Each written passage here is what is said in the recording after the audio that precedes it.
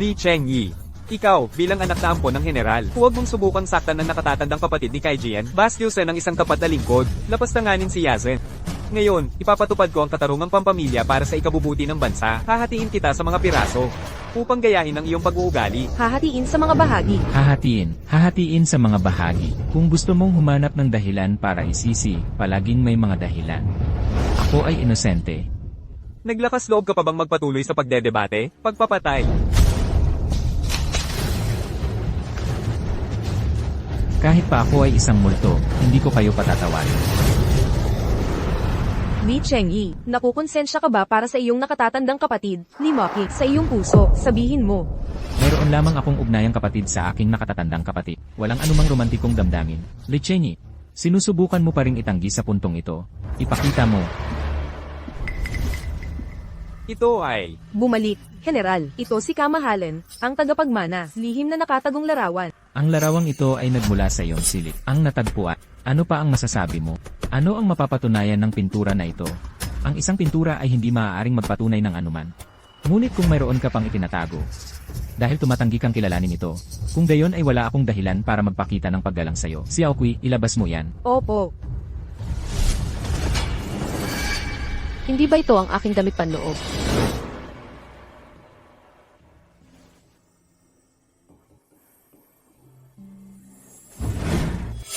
Sino? Ito ay nasa silid ng prinsipe tagapagmana. Natagpuan. Matibay na ebidensya.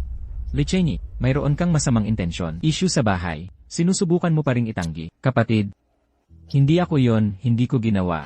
Li Chengyi, payagan mo akong tanungin ka. Mayroon ka bang hindi naaangkop na damdamin para sa akin? Kapatid, tanging damdaming pangkapatid lamang ang taglay ko para sa'yo. Walang anumang hindi marangal na intensyon. Sumusupa ako.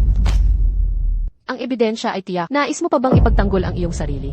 Ang iyong ama ang kumuha sa iyo noong bata ka pa at dinala ka sa palasyo ng general. Nakikita kita ng may awa. Aalagaan ka nila ng may sipag. Hindi ko akalain na magkakaroon ka ng ganito. Habang pinagmamasdan ang mundo ng tao, isang lubos na hindi naaangkop na pag-iisip. Ikaw ang gumagawa ng mga bagay na ito. Anong lugar ang iniiwan mo para sa akin? Saan matatagpuan ang tirahan ng general? Kapatid, wala ako niyan. Manahimik ka. Ang tahanan ng mga kaisipan, dino-disgrace mo ang pamilya, Li Chengyi. Lahat ito ay dahil masyado kitang manager. Naging dahilan para maging isang, hindi disiplinado. Ama, ako. Ang aking kaibig-ibig na munti, Maki, sa napakaliit na edad ay pinamumunuan ang hukbong hilaga. Siya ang ating dakilang yan. Ang sikat na diyosa ng digmaan. Ang bahay ng general ay nagpapakita ng malaking pagpapahalaga sa iyo. Nais mo bang siya ay iyong lapastanganin? Wala ako niyan. Nais mo bang kausapin ang aking kapatid? Ama at ina. Ang bahay ng general ang nagpalaki sa kanya mula pagkabata. Ngunit hindi ko inaasahan na siya ay magiging isang tao na tulad nito. Kung papatayin ko lamang siya, mapapanatili ko ang reputasyon ng aking marangal na tahanan. Wenze, maaari ka nang umalis. Tatay, nanay. Ang hukbong hilaga na aking pinamumunuan ay nagpapanatili ng mahigpit na disiplina. Dumating na rin si Li Chengyi. Ang edad ng kasal, mas mabuti na dalhin natin siya sa kwartel upang matuto ng kaunting disiplina. Opo, maganda yan. May magdala kay Li Chengyi. Dalhin siya sa kwartel hanggang sa matutunan niya ang mga patakaran. Pagkatapos ay ibabalik siya sa tirahan ng general. Kapatid, dahil lamang ba ako ay isang anak na ampon, kaya hindi kayo nagtitiwala sa akin. Tama. May balita ba tungkol sa prinsipe? Kamahalan, ako ay nagkakasala. Hindi pa namin natatagpuan ang kinaroroonan ng prinsipe. Mga inutil, maghanap pa kayo. Kahit na kailangan kong baliktaran ang buong mundo, kailangan mong humanap din ng mga kakampi. Opo, kamahalan. Inutil. Isa ka lang basahan. Naisip mo ba na may karapatan kang maghangad na maging general? Totoo ba na itinuturing mo ang iyong sarili na isang prinsipe tagapagmana? Ngayon, gagawin kitang magsisi na ipinanganak ka.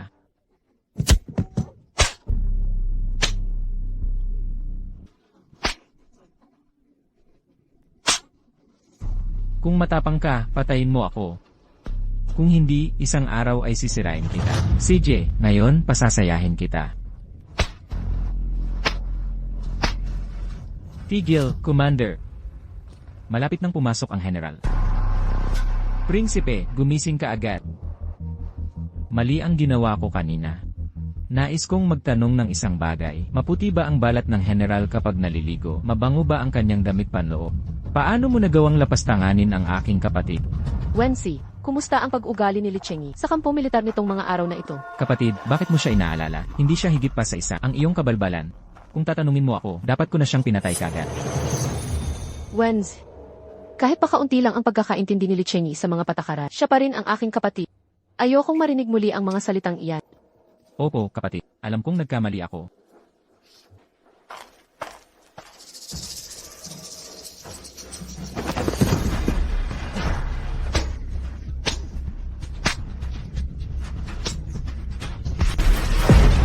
Lichengi, ano ang ginagawa mo? 8. Ganito ba ang pag-aaral ng mga patakaran sa militar? General. Nakakabagot para sa prinsipe tagapagmana ang kampo militar at iginigit na samahan namin siyang magliba. Pero kami, mga sundalo, ay kayang pumatay ng mga kaaway sa larangan ng digmaan. Hindi magiging kasiyahan. Ang batang maharlika ay galit na nananakit sa amin. General, isang mandirigma na maaaring patayin, ngunit hindi pagmalasakitan. General, mas gugustuhin naming mamatay sa larangan ng digmaan na babalutan ng balat ng kabayo. Ayokong magpasailalim sa ganitong kahihiyan. Pakiusap, General, bawiin ang inyong utos. General, bawiin ang inyong utos. Ate, hindi ganyan. Sila ang sumakit sa akin. Nagmamalasakit din sila sa'yo. Kaya naman, Tama na, nag-alala ako na hindi mo makakayanan ang mga pagsubok sa kampo militar. Hindi ko inaasahan na ikaw. Hindi ako makapaniwala na dala mo ang ganyang ugali dito. Lichengi, labis akong big 8. Sila ang sumuntok sa akin. Hindi ka naniniwala sa akin. Ang mga mata ko lang ang pinagkakatiwalaan ko. Komandante Wang. Walang prinsipe tagapagmana sa kampo. Kahit pa ikaw ay maging sanhi ng aking kapansanan, hindi kita sisisihin. Ang general iyan.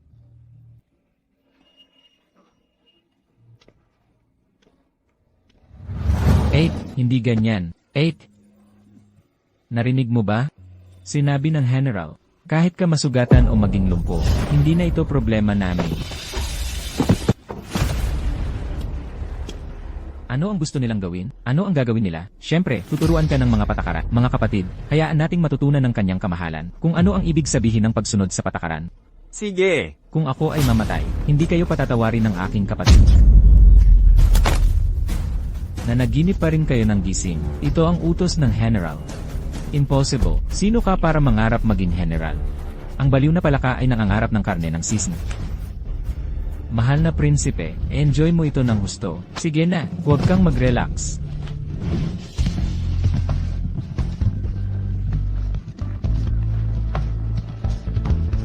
Magmaneho.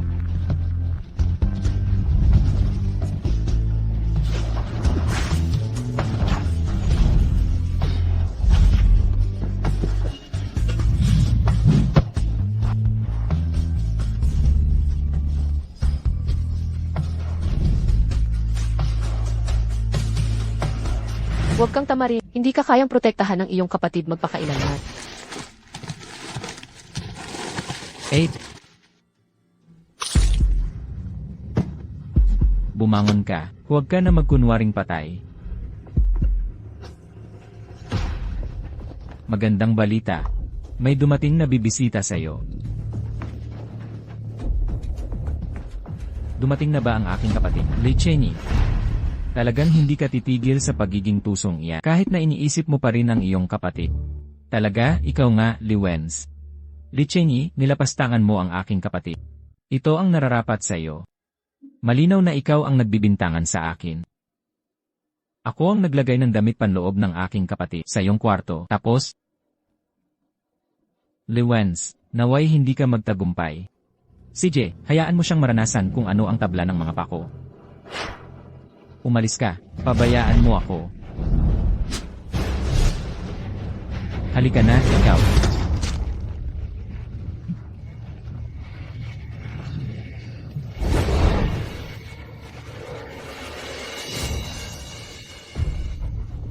Bakit parang ikaw ang may kasalanan? Liwenz, ganyan mo ako tratuhin. Hindi sila papakawalan ng kapatid. May iniisip ka, Q, tita, siya ay lubos nang nabigo sa'yo. Umaasa ka pa bang tutulungan kanya? Huwag kang mangarap, lahat ito ay paninirang puri. Hindi ka lang kundi isang aso ng tahanan ng general na pinalaki ko. Ginagawa ko ang gusto ko kapag gusto ko. Ano ang magagawa mo sa akin? Lumalampas ka na sa linya.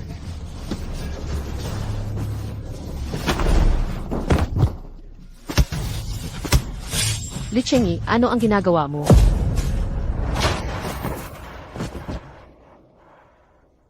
Kumusta ka, Wens? 8. Napasakay ni Chenyi ang mga sundalo sa tabla ng mga pako. Para sa kasiyahan, kasalanan ko lahat. Sinabi ko lang ang ilang bagay at sinuntok niya ako. Ganyan nga, General. Hindi ganyan ang aking kapatid. Pinaglalaruan ka nila, Lewens. Li Chenyi. Una, ninakaw mo ang aking komportableng damit. Tama na, Komandante Wang. Ngayon ay sinasaktan mo rin si Wens. Lubos kang hindi na mapapabuti. Hindi ganyan, kapatid. Komandante Wang.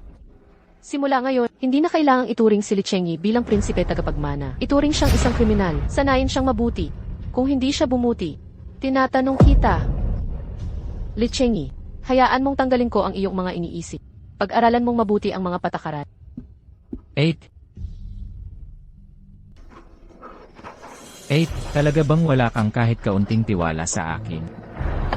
Ipadala ang kautusan ng dakilang general. Tanggapin ang ampon na si Li Chenyi sa bahay. Dumalo sa pagdiriwang ng kaarawan ng dakilang general. Bumalik sa bahay. Ang bahay ba ng general ay tunay kong tahanan? Mayroon pa ba akong tahanan?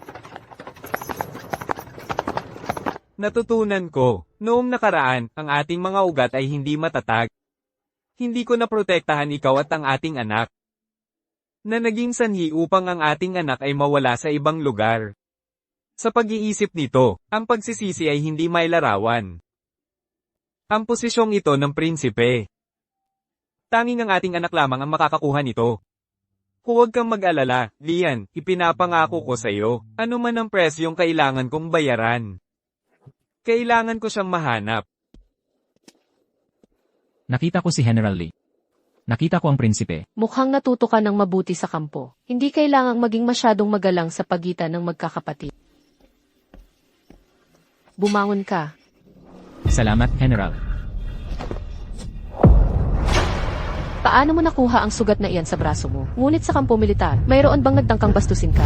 Walang sinuman ang kailanman ay bastos sa akin. Ang sugat na ito na mayroon ako, mas mabuti kung hindi titingnan ng General. Upang hindi masira ang paningin ng General, pagsasanay ng kapatid sa hukbo, ang mga sugat ay hindi maiiwasan. Sa kabutihang palad, si Chenyi ay natuto ng medyo mabuti. Hindi na sayang ang pagsisikap ng aking kapatid. Bukas ay ang piging ng kaarawan ng ama. Sa panahong iyon ang lahat ng mga bisita ay naroroon. Gawin mo ang iyong makakaya. Huwag mong bigin ang iyong ama. Opo, naiintindihan. Ang mga hirap sa hukbo, ang iyong kapatid ay naghanda ng masustansyang sabaw, lalo na para sa iyo. Ito ay upang matulungan kang maibalik ang lakas. Maraming salamat, General.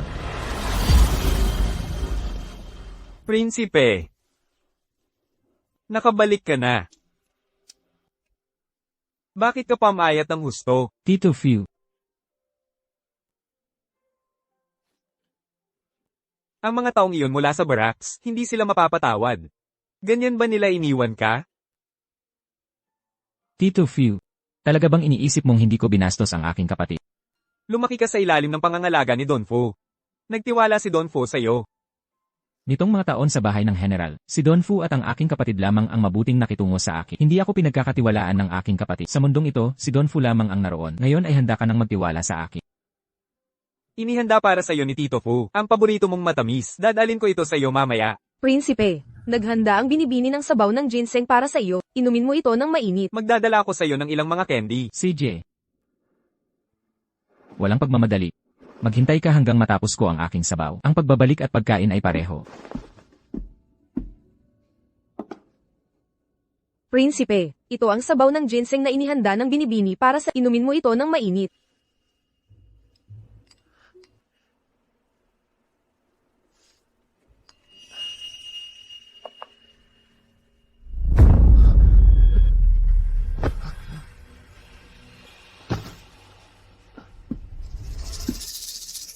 Ang prinsipe ay uminom ng sabaw na ito na gamot. Iniisip ko na hindi siya magigising hanggang bukas ng tanghali. Malamang na hanggang sa panahong iyon ay wala siyang malay.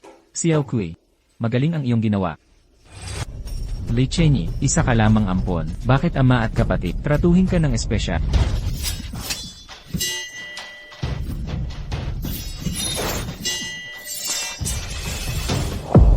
Nakakahiya. Ganito ka magsanay ng espada. HMPH. Hindi masama.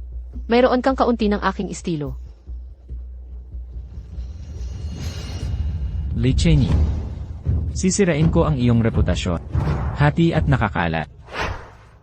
Ang marangal ay may espesyal na lugar sa puso ni Xiao. Lagi kang magiging pinakamahusay. Gagawin ni Xiaokui ang lahat para sa iyo. Sana ay tulungan mo akong lutasin ang bagay na ito. Kunin kita bilang aking kongkubina.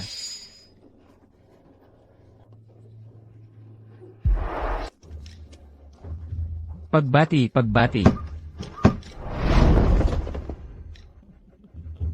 Mocking Wens, kayo dalawa ay nagdala ng maraming regalo. Gusto ko ito ng husto. Naging napakamaalalahanin kayo. Ama, naghanda rin si Chenyi ng regalo para sa'yo. Ngunit sinabi niya na gusto niya na ikaw ay pumunta upang personal itong makita. Sa wakas ay naging maunawain si Chenyi. Narinig ko na si Cheng Yi ay nasa kampo militar. Natutunan ko ang ilang mga patakaran. Mabuti. Gusto kong makita kung ano ang naroon. Anong sorpresang inihanda niya para sa akin?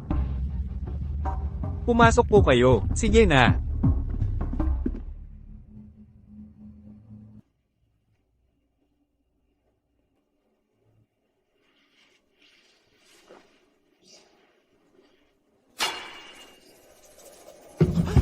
Xiaokui.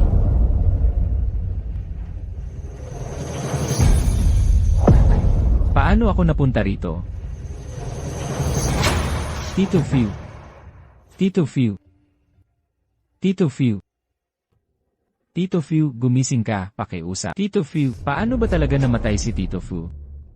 Prinsipe, nakalimutan mo na ba? Ikaw ang nabaliw kagabi. Sinusubukan mo akong hiyain. Pagkatapos kanyang mahuli, pinatay mo siya. Ngayon, tinatanong mo ako kung anong Anong kalokohan ang sinasabi mo? Sinusiraan mo ako. Ikaw ang maling nag-aakusa sa akin. Tulong, saklolo. Hindi ka pwedeng umalis. Kailangan mong linawin ang mga bagay. Paano ba talaga namatay si Tito Fu?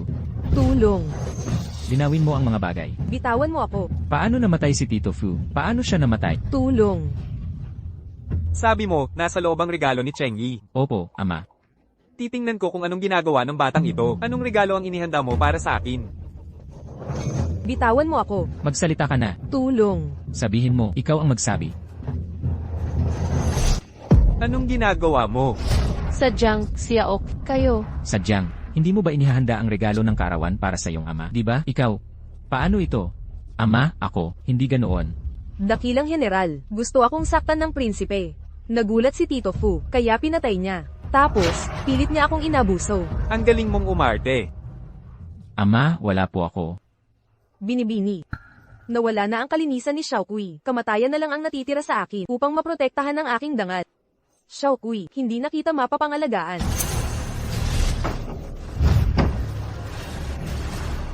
Xiaok.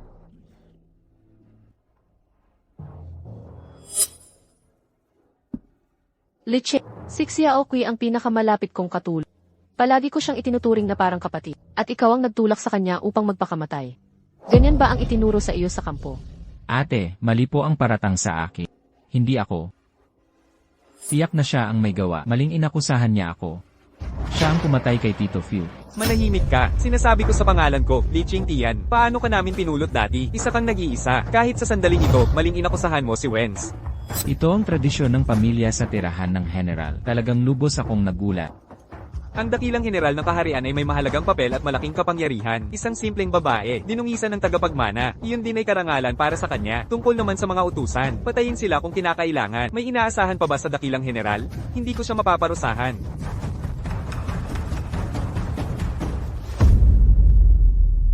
Ikinalulungkot ko, Tito Fiu. Lahat ito ay kasalanan ko. Ako ang naging dahilan ng iyong kamatayan, Tito Fiu. May tao.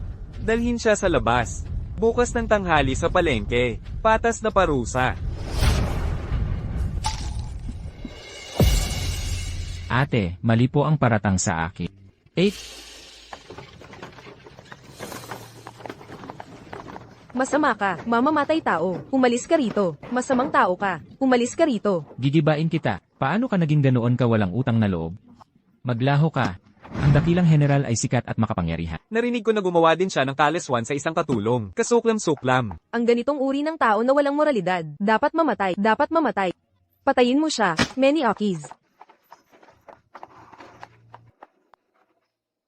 Hindi mo pa ba nakikita ang aking prinsipe?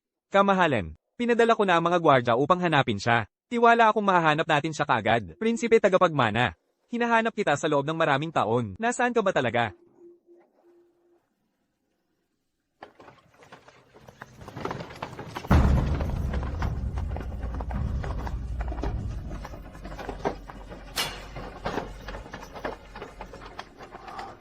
Walang hiya, alam mo ba ang iyong mga kasalanan? Anong kasalanan ang nagawa ko? Ang kasalanang binabanggit ko. Hindi ba kayo ang nagpasya nito? Ikaw. Nakita ko ito ng sarili kong mga mata. Pinatay ang isang utusan. Hinalay ang isang katulong. Na naging dahilan ng kanyang kamatayan sa kahihiyan at sakit. Ngayon, wala nang balikan. Nangangahas ka pa bang makipagtalo? Hinahamak mo ang aking bahay ng general. Pinalaki kita ng may labis na pag-aalaga. Hindi ko inakalang ganyan ka pala. Kung alam ko lang ito noon pa. Dapat hinayaan na lang kitang kainin ng mga asong gala. Anak ng masama? Hindi ka karapat-dapat maging anak ko. Lalong hindi ang magdala ng apelyidong Lee.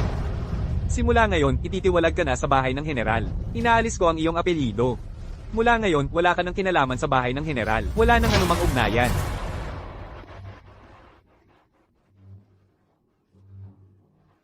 Li Qingshan. Ang pabor na ibalik ako sa bahay. Ngayon, ibinabalik ko sa iyo. Apelyidong Li. Wala rin akong pakialam. Mula ngayon, wala akong utang na loob sa bahay ng general. Tanging paghiganti sa dugo lang ang mayroon ako.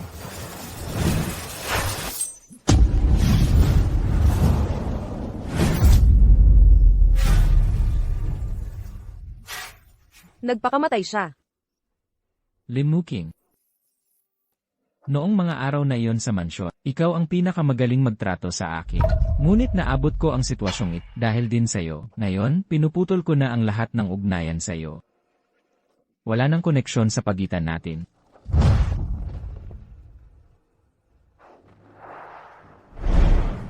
Lichin, lahat ng ito ay bunga ng sarili mong gawa.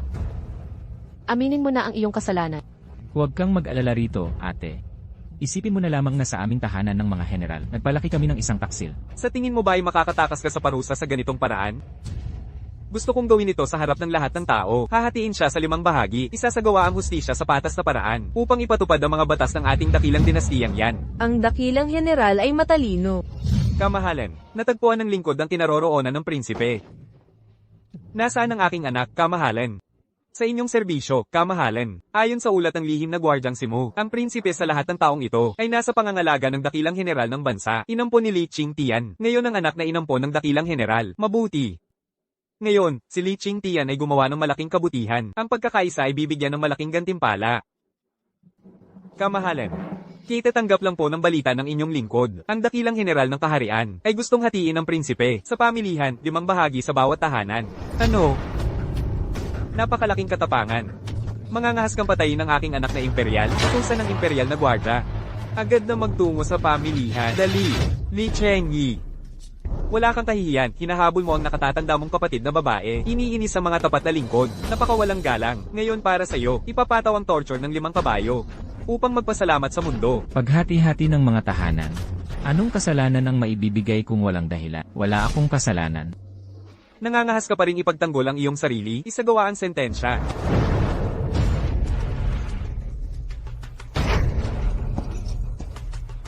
Ang pamilya Lee, kahit multo na ako, hindi ko sila bibigyan ng kapayapaan.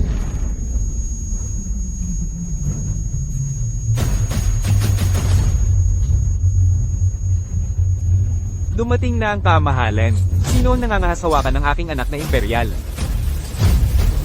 Dumating na ang kamahalan. Pinakamataas na paggalang sa kamahalan. Mabuhay ang kamahalan ng libu-libong taon. Maaari na kayong tumayo. Salamat, salamat, kamahalan. Ang mapangahas na si Li Qingtian, nangangahas kang insultuhan ng kamahalan? Li Qingtian, ikaw ang gustong pumatay sa aking prinsipe. Prinsipe? Siya ang prinsipe? Kamahalan. Ang dakilang yan ay hindi pa nagtatalaga ng prinsipe. Siya ay si Li Chengyi, isa lamang siyang kriminal. Paano siya magiging prinsipe? Tama, kamahalan. Siya ay isang hamak na lingkod lamang. Tumahimik ka. Ang kasalukuyang prinsipe ay isang kahihiyan. Alam mo ba kung anong parusa ang nararapat sa kanya? Iyon ang pangatlo. Paano naging prinsipe si Li Chengyi? At paano siya naging prinsipe? Kamahalan, pakalmahin niyo ang inyong galit. Nilapastangan ni Li Chengyi ang isang alila. Sinaktan niya ang mga lingkod. Ang mga ebidensya at saksi ay naroroon. Hinihiling ko sa kamahalan na imbestigahan ito ng lubusan. Posible bang ang aking anak na imperial ay talagang isang pinalayaw at mayabang na nilalak? Kamahalan, batay lamang ba sa palamuting jade na ito? Natatakot akong hindi makilala ang pagkakakilanlan ng prinsipe. Siyempre, alam ko. Alam ko ang mga detalye ng bagay na ito. Ako mismo ang mag-iimbestiga. Ngunit, kung may manggahas manirang puri sa aking tagapagmana ng trono, hindi ko sila madaling patatawarin. Prinsipe, gumising ka na. Kumusta ka? Kamahalan, ako. Ayos lang po ako. Anak, huwag kang mag-alala. Habang narito ako, wala silang magagawang masama sa'yo.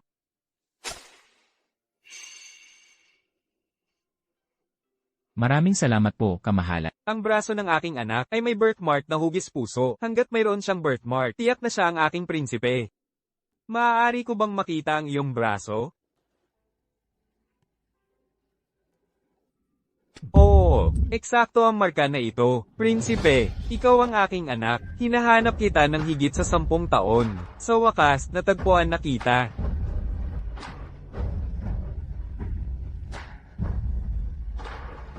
Kamahalan kayo. Ako ang iyong ama. Ama, Noong panahong iyon, nawala ka sa akin, dahilan upang labis kang maghirap sa loob ng maraming taon. siya nga ang aking ama na imperial. Tama. Tingnan mo itong 2 piraso ng jade. Magkatulad sila. Ito rito. Ay mula sa unyo noong taong iyon, na ipinutong ko sa iyo gamit ang sarili kong mga at pati na rin ang birthmark na ito. Ikaw ang aking anak na imperial. Ang matandang alipin ay bumabati kay kamahalan ng prinsipe. Nakita ko po si kamahalan ng prinsipe. Ako, siya nga po si kamahalan ang prinsipe. Siyempre pa, oo. Tumayo ka. Halika. Tumayo ka. Mula ngayon, pinalitan mo na naman ang apelyido mo ng Leo. At ako rin ang prinsipe ng Dayan. Mahal na ama, itong si Li Chengyi, paano siya naging prinsipe? Tumahimik ka. Maraming salamat, mahal na ama. Maaari ka nang tumayo. Ang inyong kamahalan, ang prinsipe. Paano ako naging prinsipe? Pinalayas mo ako sa iyong bahay. Inagaw mo ang aking apelyido. Ngunit ngayon, taglay ko ang apelyidong Liu. Ito ang apelyido ng emperador. Ang iyong apelyido, wala akong pakialam. Ngayon, oras na para magbayad tungkol sa ating mga sama ng loob, hindi ba? Sama ng loob? Anong sama ng loob ang meron sa pagitan natin? Likin siya. Lagi kang nagsasalita tungkol sa etika at moralidad. Habang yuyurakan mo ang dangal at karangalan. Nitong mga nakaraang taon, paano mo talaga ako tinato? Nakalimutan mo na ba lahat? Pinipilit mo akong tumira sa maruming lugar at kumain ng tira-tira. Buhay ko'y mas malala pa sa baboy o aso. Muli mo akong ipinadala sa kwartel para pahirapan. Ngayon, naghahanap lang sila ng kahit anong dahilan. Handa silang patayin ako. Ganyan kayong lahat tungkol sa aking pagtuturo. Ano ang ibig mong sabihin sa sinasabi mo? Hindi ko alam ang sinasabi. Matagal ka na bang nasa palasyo ng general? General, matagal ka na sa hangganan. Paano mo malalaman ang sitwasyon ko? Lahat ba ng sinasabi niya ay Hindi ba't ibig sabihin nito na siya ay mas mababa pa sa isang utusan? Iyan ay walang kabuluhan. Napakalaking kawalan ng respeto na manirang puri sa pamilya ng mga general. Ikaw.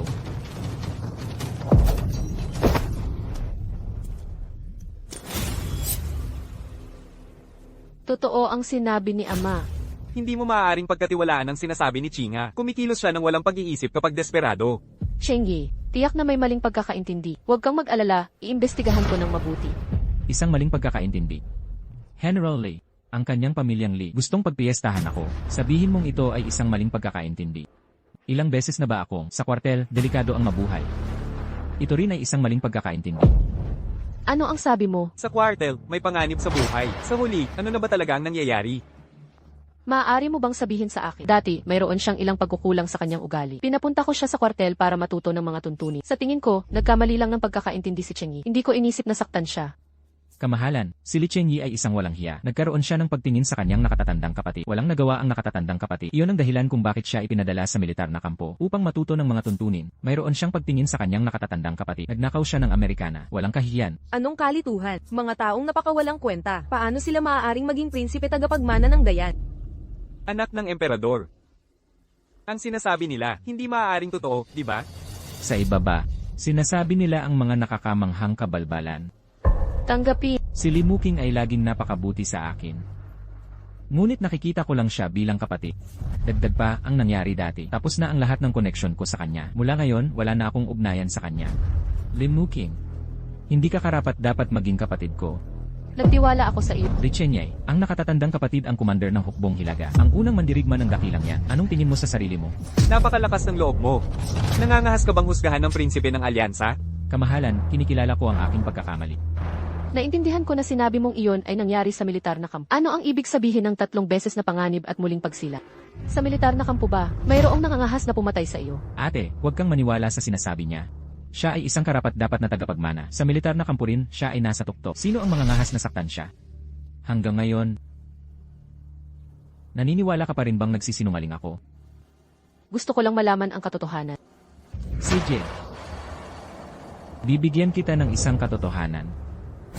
Buksan mo ang iyong mga mata. Tingnan mo ng mabuti. Mayroon pa rin akong bahagi sa aking sarili na bupa. Ano ba talaga ang kanyang naranasan? Talaga. Totoo ba lahat ng sinasabi niya? Talaga bang inabuso ka sa bahay ng general? Ilang taon na ang nakalipas. Sino ang gumawa sa iyo ng ganoon kalaking pinsala? Sigurado akong ang aking kapatid ang pumatay sa kanya. Iulat ko sa iyo ang katotohanan. General Lee, hindi ba ito ang utos na personal mong ibin? Ngayon, nagdradrama ka lang. Umaarte ka para makita nila. Walang anak sa mundo ang pinapahirapan sa korte. Kahit pa ako ay mapilayan, hindi kita sisisihin. Mga general, Tinatanggap. Ate, hindi niya sinasadya. Gusto ko lang na pumunta ka sa militar na kamp. Matuto ng mga tuntunin. Hindi ko inisip na sasaktan ka. General Lee, kanina lang, winasak ko na ang ating relasyon. Hindi na ako bahagi ng palasyo ng general. At ikaw, hindi ka na ang aking kapatid. Ang iyong mga iniisip, hindi na kailangang sabihin pa sa akin. Chengyi, Sapat na. Anak, labis kang nagdusa sa mga taong ito. Huwag kang mag-alala. Sisiguraduhin kong ang mga nagpakababa sa'yo. Mabuhay ng mas malala pa kaysa sa kamatayan. Li Qingtian, Li Maki, Li Webs. Kayo, ang pamilyang Li, ganyan ninyo binababoy ang prinsipe ng alyansa. Hindi ninyo lang ako isinasaalang-alang, di ba? Kamahalan, wala itong kinalaman sa tanggapan ng general. Dati, hindi namin ito alam. Siya, si Li Chengyi, ang prinsipe. Tama yan. Kung alam ko lang sana, dapat ginawa ko ito ng palihim. Dapat naglaho na si Li Chengyi. kamahalan. Ako ay nagkasala, kamahalan. Hinihiling ko na parusahan ninyo ako, kamahalan. Kamahalan. Ako ay nagkasala, matandang lingkod. Lahat ng ito sa mga taong ito ay kasalanan ng matandang lingkod. Sobra ko siyang pinagbigyan. Hayaan mo siyang maging mapanghamak paggamit ng masamang pakikitungo sa mga lingkod. Ang maruming babaeng iyon, dapat sana'y naalis ko na siya agad. Ang emperador na nagbibigay hustisya kahit sa sariling pamilya. Mapanghamak na matanda. Talaga bang iniisip mong hindi maglalakas loob ang union na kumilos laban sa'yo? Oo naman, gusto nila ang buhay ng matandang opisyal na ito. Siyempre. Sa buong buhay ko'y lumaban ako sa mga pirata. Nagtatanggol sa hangganan. Matagal na akong lumalaban para sa dakilang yan, mahigit 20 taon. Sa panahong ito, mapayapa na ang hangganan. Namumuhay ng payapa ang mga tao, magkasamang nagtatamasa ang mga sundalo at ang bayan. Ako si Li Qingtian. Humarap sa korte, maging makatarungan sa bayan. Zhongshan. Wala nang dapat pagsisihan. Ang General Lee ay nagsumikap ng husto at may malaking merito. Kamahalan, mangyaring magnilay-nilay. Tama po, kamahalan. Ang General Lee ay kumikilos ng makatarungan sa kabila ng pamilya. Siya ay walang kasalanan. Pakiusap kamahalan, mag-isip ng mabuti. Tumahimik ka, manahimik kayong lahat. Ang desisyong nagawa, papayagan ko ba kayong magsalita? Naku, anong marangal na ideya ang pagtataksil sa pamilya? Naku, anong supdulang kayabangan? Hindi ko pa nakita ang tulad mo, walang kahihiyang tao. Tumahimik ka, sagabal ka. Nais kong magtanong sa'yo. Sinasabi mong ako ay isang taong mapanukso, pagpatay sa 3 lingkod. Siguro dapat kang magpakita ng ebidensya. Sa harap ng lahat, may nagawa ka ng napaka-impyerno. Ang mga taong naroroon ay mga saksi. Ang ebidensya ay kapani-paniwala. Gusto mo pa ring ipagtanggol ang sarili mo? Lei Chenyi, si Xiaoqi ay halos desperado na sa'yo. Nakangahas ka pa rin hindi ito kilalanin. Chenyi, ang nangyari sa kampo militar, kasalanan nito ng ate. Ngunit si Xiaoqi ang pinakamalapit kong lingkod. Hindi niya ako maluloko. Aminin mo ang iyong kasalanan. Sinusubukan mo pa ring ipagtanggol ang iyong sarili. Ang ganitong uri ng sukal ay dapat mapunta sa kulungan. Kahit pa siya ay isang prinsipe, ang mga walang magandang asal ay karapat-dapat sa Karapat dapat sa tatlo. Hanggang ngayon. Hindi pa rin ba kayo naniniwala sa akin? Anak ng emperador.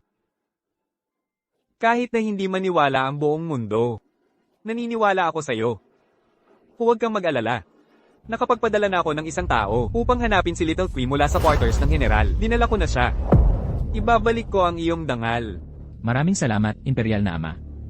Pakiusap, bumangon ka na agad. Ito na ang oras para sa pangatlo. Kung alam ko lang sana, dapat ko na lang pinatay si Xiaoqi. Kung mabubunyag ang katotohanan, magiging malaking problema yon. Sumulong na kasama ang lingkod na si Xiaoqi at ang mga alagad ng general. Ang babae ng bayan ay Bomabati. Ikaw si Xiaoqi. Sa inyong mga kamahalan. Oo, ako ang babae ng bayan. Tinatanong kita. Atakehin ang iyong tawoli na anak kong imperial. Sumagot kayo kay kamahalan. Ang tawoli na mamamayan ay, Chan, tinatanong kita kung ano. Sabihin mo lang ang totoo. Naaalala mo ba? oo, Nakangahas kang sampalin ako. Liwens. Pinipilit mo pa rin siya. Ang taong talagang gustong pumatay sa akin ay ikaw. Lei Chenyi, hindi ka higit pa sa isang taong lumaki sa bahay ng general. Ako ang tunay na anak ng bahay ng general. Ang pagpatay sa iyo ay dudungisan ang aking mga kamay. Tapang, Huwag kang lalampas. Kung muli mong maapi ang prinsipe, maglalakas loob akong magtanong sa'yo. kamahalan, ako, Liwens. Alam kong gusto mong patayin ako. Ang lahat ng naranasan ko sa kampo militar ay bahagi rin ng iyong plano. Chenyi, kahit na si Wenz ay mahirap intindihin, hindi niya kayang magtaglay ng ganoong kaisipan. Masama. Limuking, nagtitiwala ka ba kay Xiaoqi? Magtiwala kay Liwens. Ngunit hindi mo ako pinaniwalaan. Ako, Li Chengyi. Pinalaki ka ng mansyon ng general mula pagkabata. Hindi ko inaasahan na ikaw ay napakasuwail. Naging prinsipe ka na. Gusto mo na bang tapusin ang aking mansyon? Wasakin kami ng lubusan. Hindi ko ito naisip. Ano ang gagawin natin sa quarters ng general? Ngunit inalipustan niyo ako at inapi si Xiaoqi. Pinatay nila si Teofiu. Ngayong hindi pa lumalamig ang bangkay ni Teofiu. Paano ko, si Li Chenyi, dadalhin ang pasaning ito? Isang walang basihang paratang. Hindi niyo ako binibigyan ng hustisya. Kung gayon gagawin ko para kay Teofiu. Upang makamit ang hustisya para sa aking sarili. Sabihin mo sa akin, ako ba ang nanggahasa sa iyo? Sabihin, Kamahalan. Si Li Chengyi ang pumasok sa silid ng babaeng ito. Nainsulto niya ako sa bawat pagkakataon. Hindi ako nangangahas magsinungaling. kayo. Ganyan ang katotohanan, Li Chenyi. Ikaw ang umabuso kay Xiaoqi. Gusto mo pa rin bang itanggi ito? Walang niya. Sa salaysay lang ni Xiaoqi, paano mo nagagawang gawin ang ganitong pahayag? Ang aking anak ang mamamatay tao. Hali kayo rito. Dalhin si Xiaoqi sa Departamento ng Hustisya. Interviewin ng mahigpit. Dapat nating matuklasan ng tunay na may kasalanan. Prinsipe, iligtas mo ako pakiusap. Ayoko pumunta sa Departamento ng Hustisya. Alam kong gawin ang 3 bat. Maliit na kapatid. Bumaba ng may katarungan at katapatan. Habang sinasabi mo ang totoo, siguradong walang mangyayari. si Xiaoqi ay ang aking personal na lingkod. Bakit si Li Wenz ang tinatan? Talaga ba? Ano ang nasa likod nito? Mayroon bang hindi ko alam? Teka. Napakagaling mong tapat na aso. Gayunpaman hindi ko alam kung ang iyong amo ay palagi kang poprotekta. Kamahalan. Si Xiaoqi ay ang aking personal na lingkod. Umaasa ako na bibigyan ako ni Kamahalan ng kaunting oras. Sa tamang panahon, personal ko siyang dadalhin sa Departamento ng Hustisya. Pinapayagan. Salamat, Kamahalan. Tinatanong kita, nakita mo na ba ang aking anak na imperial na gumawa ng pagpatay? Ayon sa inyong utos, Kamahalan, ang bata ay hindi nakakita sa binata na pumatay. Tandaan lamang na noong gabing iyon, si Xiaoqi ay naghain ng tasa ng sopa sa binata. Nakita ni Teofu na ang binata ay matagal na bumabalik, kaya't siya'y nag-imbestiga. Pagkatapos ay hindi na siya bumalik. Nagpunta si Teofu at ikinabahala ko yon. Hindi ko akalain na magtataksil sila sa akin. Teofu, huwag kang mag-alala. Titiyakin kong ipaghihiganti kita. Mukhang. Ang tinatawag na pang-aabuso at pagpatay ay salita lamang ni Xiaoqi. Ang bagay na ito, ang samahan ay tiyak na mag-iimbestiga ng malaliman upang linawin ang katotohanan. Salamat, mahal kong emperador.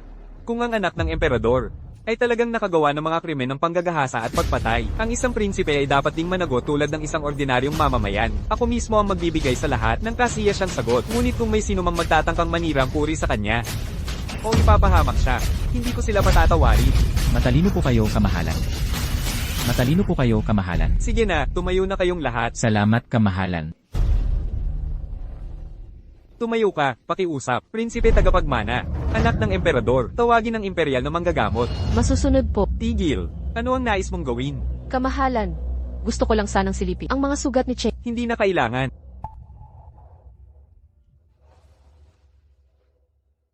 Kamahalan. Hindi pa lubos na gumagaling ang prinsipe mula sa kanyang dating karamdaman, at nagdusa pa sa bago. Sugatan siya sa loob at labas. Dagdag pa riyan ng matagal ng malnutrisyon. Malubha ang mga sugat. Lubos itong nakapanlulumo. Gamutin. Ano man ang maging kapalit, pagagalingin ko siya. Kung hindi ako magtatagumpay, kukunin ko ang iyong buhay. Tama po, kamahalan. Paano ito posible? Tanggap ko ang iyong intensyon. Paano ito naging ganoon kalubha? Mga sugat sa buong katawan. Lahat ng ito ay kasalanan ng pamilyang Lee. Nagkukunwari pa ba kayong mahinahon dito? Naglalaro ng dula. Bumalik sa palasyo. Pabalik na sa palasyo. Paalam na, kamahalan. Tulad ng inaasahan, hindi ko inaasahan na siya, si Li Chengyi, biglang naging isang prinsipe. Li Chengyi, itong walang utang na loob. Joe, ingatan mo ang aming tahanan ng general. Pinalaki ko siya hanggang sa lumaki siya. Hindi ko ito inaasahan. Lumabas na siya ay masama ang ganti sa kabutihan. Tama na. Bumalik sa mansyon ng general. Ama, ang sinabi ni Li Chengyi kanina, totoo ba iyon? Itong mga taon, kayo ba ay laging nanloloko kay Chengyi? Lee Maki, bakit ka ganyan kadalas magsalita? Gusto ko lang malaman ang katotohanan. Itong mga taon, naging akin ba o ng pamilyang Li? Paumanhin, Li Chengyi. Chinger, ano ang ginagawa mo? Para sa isang walang utang na loob, naglakas loob ka bang questionin ang sarili mong ama? Oh, hindi. Kapatid, nabaliw ka na ba? Siya, si Li Chengyi, ay hindi higit pa sa isang ampon na may lihim na balak sa'yo. Talaga bang nagsasalita ka ng ganyan sa iyong ama dahil lang sa kanya? Bagaman si Li Chengyi ay ampon, siya rin ay kapatid ni Kinger. Paano ninyo nagawang tratuhin siya ng ganyan? Mga hanggal. Mahal. Hindi siya ang iyong kapatid. Siya ang pinulot ko. Ako ang nagpalaki sa kanya. Naging isang prinsipe siya. Ayos lang kung hindi niya ibabalik ang anumang bagay sa akin. Nagtatangkang tumindig laban sa aking pamilya ng general. Siya ang dapat kasuklaman. Tara na. Chinga, sulit ba para sa isang walang utang na loob? Kapatid, tayo ay isang pamilya. Siya, si Li Chengyi, ay isa lamang dayuhan. Bakit patuloy mo siyang pinagtatanggol? Chengyi, paumanhin. Naging maling pagkaunawa ito sa aking panig. Huwag kang mag-alala, ipinapangako kong bibigyan kita ng paliwanag.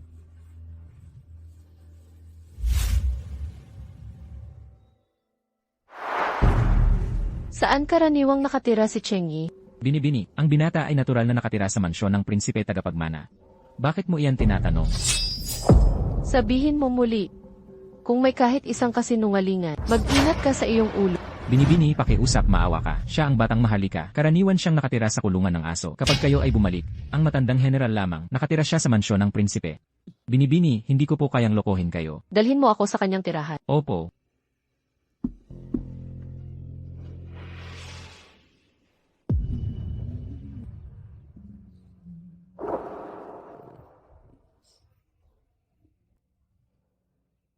Tanggap ko ang iyong kalooban. Karaniwan siyang nakatira dito. Binibini, ito ang kahilingan ni Batang Wens. Wala tayong magagawa.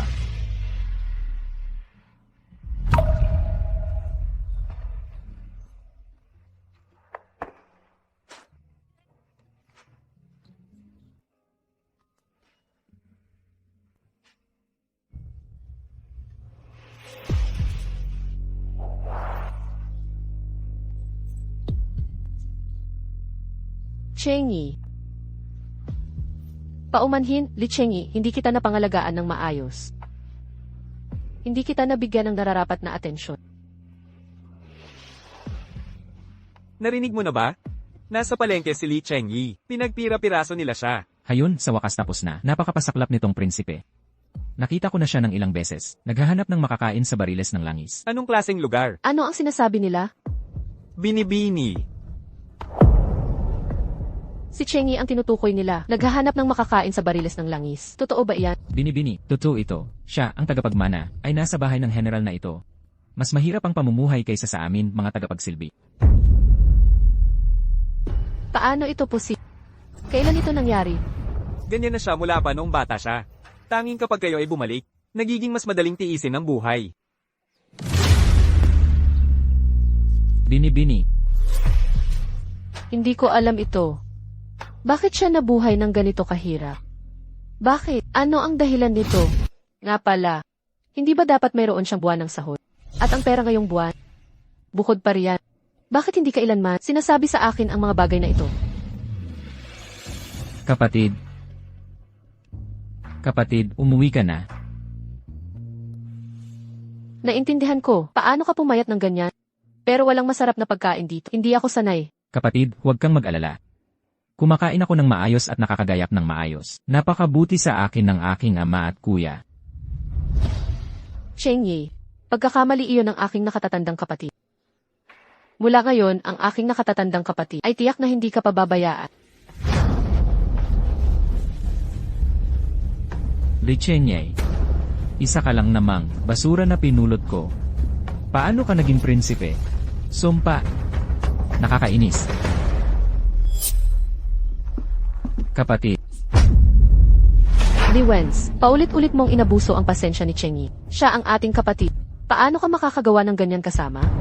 Kapatid, nababaliw ka na ba? Ginawa mo ba ito para sa kanya at sinaktan mo?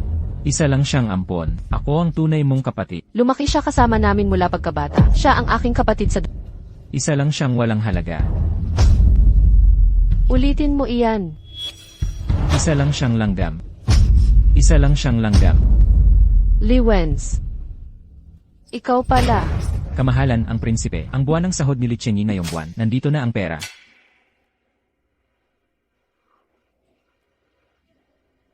Li Wenz. Ikaw pala. Palagi kong kinukuha ang napagkasundo ang pera. Umalis ka. Ako ang kumuha niyan. Hindi ko inaasahan. Akala ko hindi siya babagsak kahit paano. Talagang matibay siya sa mga hampas. Bakit mo iyon ginawa? Bakit?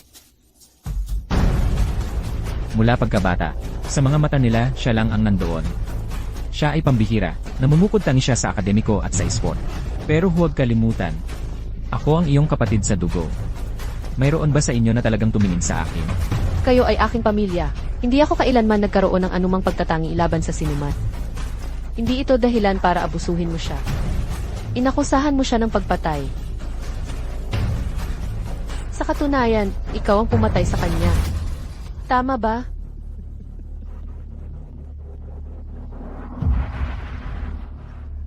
Dahil sa tingin mo ay ako ang pumatay. Bakit hindi mo na lang ako hatulan kagad? Ganoon na nga. Kung talagang ikaw nga, ako mismo ang magpapabayar sa ipapadala sa bilangguan ng Department of Justice.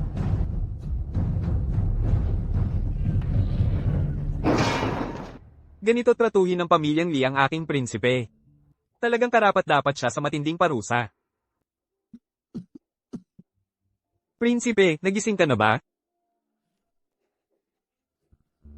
Kumusta ang pakiramdam mo? Sinabi ng imperial na doktor na malubha ang iyong sugat. Pero sa kabutihang palad, mula pagkabata ay nagpraktina ako ng martial arts. Maganda ang aking pundasyon, kaya nakaligtas ako. Wala akong masama, anak ng ha. Maraming salamat, ama. Kamahalin, nung ikaw ay comatose. Mosh Estod, kayo po ay, alalayan ka ng walang pasubali, lumang lingkod. Ito ang unang beses na nakakita ko ng ganito. Ang inyong Mosh Estod na ganito, tapat na aso. Huwag mong ipagsapalaran ang iyong bibig. Madaldal na lingkod. Prinsipe, dati, marami akong utang sa iyo. Ano ang nais mo? Ibibigay ko ang lahat sa iyo. Ama. Gusto kong imbestigahan ng husto ang lahat tungkol sa mansyon ng general. Dapat kong gawin na ang mga yon na naninirang puri sa akin. Magbayad gamit ang dugo. Ang utang ng dugo ay babayaran ng dugo. Sige. Pangako ko yan. Longlan. Kamahalin. Mula ngayon, ikaw ang magiging personal na bantay ng prinsipe. Personal na bantay. Siya talaga ang naging personal kong bantay.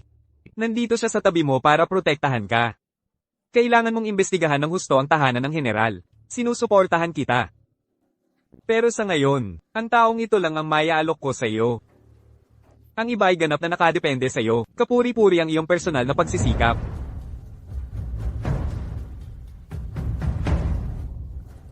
Sapat na ang isang tao. Ang trono ay mamamana ni Cheng Yi. Walang duda, haharap siya sa oposisyon ng mga opisyal. Kung sapat ang kanyang kakayahan, mapapatahimik niya ang mga kritiko. Ito ang gintong medalya na iginawad ng emperador. May karapatan kang unahin ang iyong tinig. Kunin mo ito. Long Yi. Samahan mo ako sa kampo ng Zenbei Army. May mga bagay na dapat nang ayusin. Opo, kamahalin. Boss, narinig ko na si Lichenyi, hindi lang hindi bumagsak, kundi naging prinsipe tagapagmana. Sa tingin mo kaya niya? Isa lamang siyang ampon ng tahanan ng general. Parang langgam siya. Paano siya magiging prinsipe tagapagmana? Kayo, na isang grupo ng mga mahihinang intelektual, talaga bang hinayaan nyo ang sarili ninyong matakot sa mga chismis? Tama yan, siya ay isa lamang walang kwentang tao, na karaniwan naming minamaliit. Paano siya magiging prinsipe tagapagmana? Kung siya ang prinsipe tagapagmana, ako naman ang emperador ng Jade. Tara na, mga kasama, mag-toast tayo. Sa pag-inom, susubukan kong malaman kung si Lichenyi nga ba talaga ang prinsipe. Kung gayon, tatakbo na lang ako. Huwag mong sabihin hindi siya ang prinsipe. Kahit pa siya yun. Kung maglakas loob siyang pumunta, patuloy ko siyang susuntukin ng walang pag-aalinlangan. Ihain ang alak.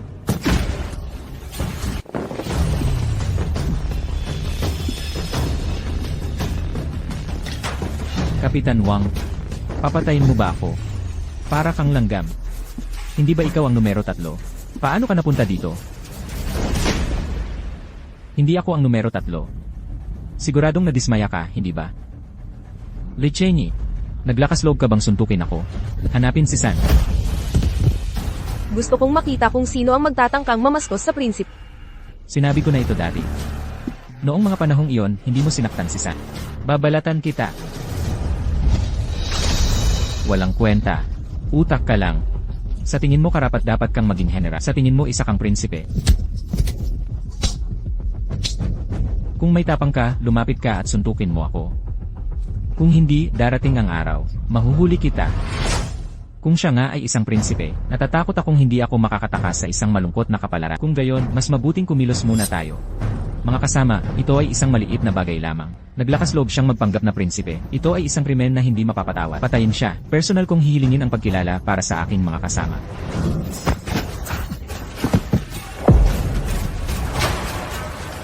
Bishizi, mayroon pa bang iba? Ano ang hinihintay niyo? Tayo na at atakihin siya, patayin siya. Huwag mong isipin na magmamakaawa. Ikaw ang siyang nagmaliit sa kanya. May responsibilidad din kayo. Ang inyong kamahalan, pakiusap, huwag niyo akong patayin, ang inyong kamahalan. Ang inyong kamahalan, ang nangyari sa simula. Kasalanan lahat yan ni Li Wenz mula sa residensya ng general. At ni Wang Qiang at ang kanyang grupo. Sila ang nag-utos sa amin na gawin ito. Ang inyong kamahalan, patawarin niyo ako. Ang inyong kamahalan. Ngayon ay nagmamakaawa para sa kanyang...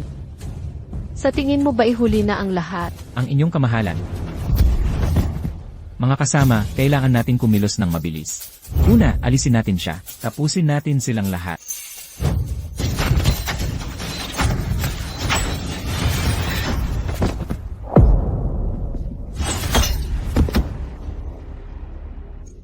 Wang Qiang, nitong mga nakaraang taon ay inabuso mo ang lahat. Sakim at sakim sa pera, bumubuo ng mga alyansa, nanakit ng mga inosente. Masusi kong sinuri ang lahat ng ito. Ngayon, alisin ko ang kasamaan para sa ikabubuti ng bayan. Tigil! General, tulungan mo ako.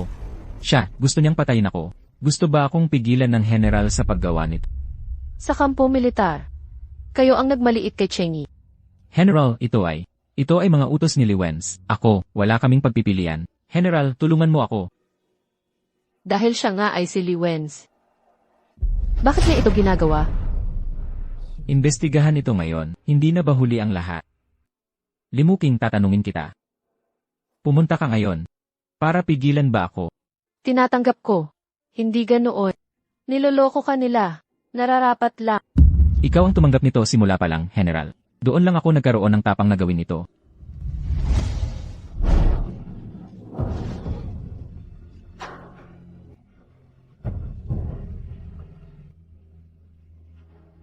Ako ang nag-ayos ng lahat ng ito. Umaasa akong magsanay ka ng seryoso. Dapat mong matutunan ng mabuti ang mga patakaran. CJ. Paumanhin. Kasalanan ito ng aking kapatid.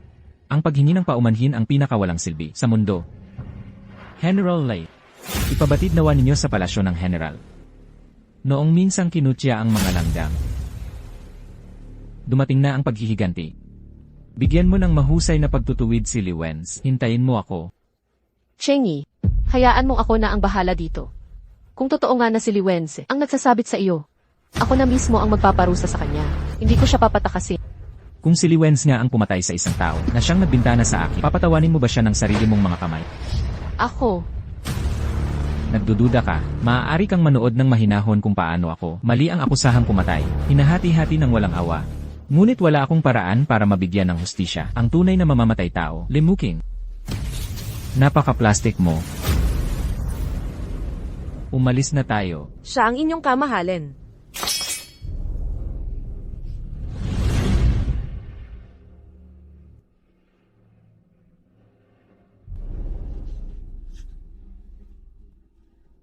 Liwens. Ano ang talagang itinatago mo sa akin? Ilang karumaldumal na gawa ang nagawa mo? Anak na pasaway, luhod sa harap ko. Ginoo. Si Wens ang aming minamahal na anak. Paano ka maging malupit? Bakit mo siya labis na sinasaktan? Ikaw ang nagpalaki sa kanya, wala na siyang kontrol. Ang pagbaliktad kay Li Chengyi, sapat na ang paggamit ng iba para gawin ng maruming trabaho. Hindi niya kayang hawakan ito. Paano siya magiging karapat-dapat na anak ni Li Qingtian? Ama, alam mo na po. Ang gayong masamang paraan, hindi ko ba alam? Sinusubukan ko lang samantalahin ang sitwasyon. Gusto kong umasa kay Li Chengyi para makilala sa komunidad. Pero sino ang makakaalam? Nagkamali pala ang mga bagay-bagay. Si Li Chengyi ay talagang binaliktad. Pero, parang isang taksil na ahas. Pinagsisisihan ko lang na hindi ako naroon sa palengke ng gulay para paghiwa-hiwain siya sa 5 bahagi. Pakiusap, parusahan mo ang aking ama. Tumayo ka.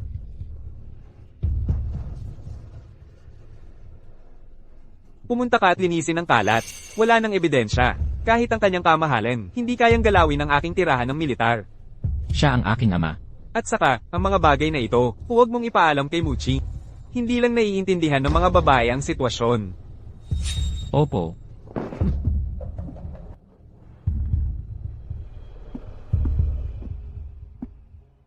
Si Li Chengyi ay ang koro ng prinsipe. Ito ay isang krimen laban sa emperador.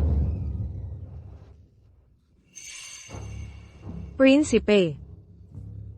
Ayokong ipadala sa kagawaran ng hustisya. Pakiusap, tulungan mo ako. Huwag kang mag-alala, hanggat pinapanindigan mo ang iyong posisyon kay Lich nang hindi bumibitaw, hindi ko hahayaan ang kagawaran ng hustisya na dalhin ka. Salamat, Prinsipe. Xiaoqui, nandyan ka ba? Opo, narito po ako. Liwens. Anong ginagawa mo rito? Naparito ako upang magtanong tungkol kay Xiaoqui. Mga detalye ng insidente na ginawa ni Li Chenyi noong panahong iyon. May problema ka ba, ate? Sasabihin ko sa iyo ang isang balita. Patay na si Commander Wang. Pinatay siya ni Chen. Paano nangyari yon? Pinagtaksilan ka na ni Commander Wang. Liwens, mag-ingat ka. At ano naman sa akin? Ito ay si Wang Qiang lamang. Ang asong nasukol ay lumalaban. Pawing walang saysay na salita lang yan. Hindi na ito maaaring ipagpaliban pa. Kailangang maging matatag si Xiaoqui. Xiaoqui, ikaw ang pinakamalapit kong Lagi kitang itinuturing na parang kapatid. Ganoon din ang tingin ko. Tatanungin kita. Si Li Chenyi ba talaga? Dinungisan ka ba niya? Ako. Huwag kang matakot. Sabihin mo lang ang Ginang. Si Li Chengyi ang dumungis sa akin at pinatay si Don. Sa pagkakasabing ito, maaari lang kitang ipadala doon sa bilangguan ng kagawaran ng hustisya. Kamahalan, ang prinsipe, hindi ba sinabi mo na hindi mo ako dadalhin sa bilangguan? Kumalma ka, isang formalidad lamang ito. Personal kitang sasamahan sa iyong daan. Ano pa ang inaalala mo? Salamat, kamahalan.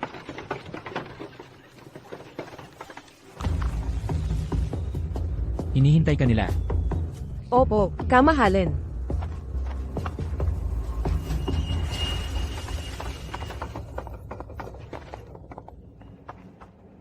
Oras na para umalis si Xiaoqui. Masyado ba tayong mabilis dumating?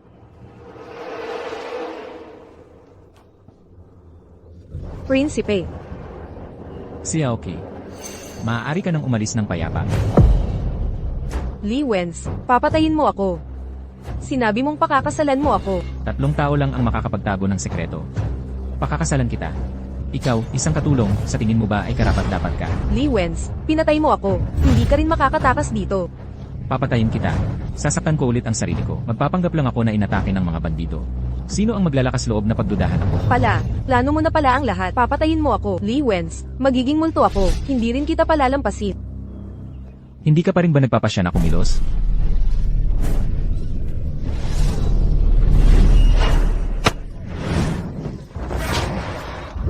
Sino ka? Siya ay pag-ari ko. Patayin siya. Patayin silang lahat. Xiao Kui. Hanggang ngayon, hindi ka pa rin ba handang sabihin ang totoo? Kamahalin. Inamin na ni Xiao Kui ang kanyang pagkakamali. Handa akong magkumpisal ng lahat. CJ. Kalag ka rin si Li Wenz sa plaza ng pamilihan. Papatayin ko siya mismo. Si Li Wenz. Ang lehitimong anak ng sambahayan ng General. Korupsyon at pag-abuso sa kapangyarihan. Pagpatay at paninirang puri sa iba. Mga karumal-dumal na krimen na mahirap isulat.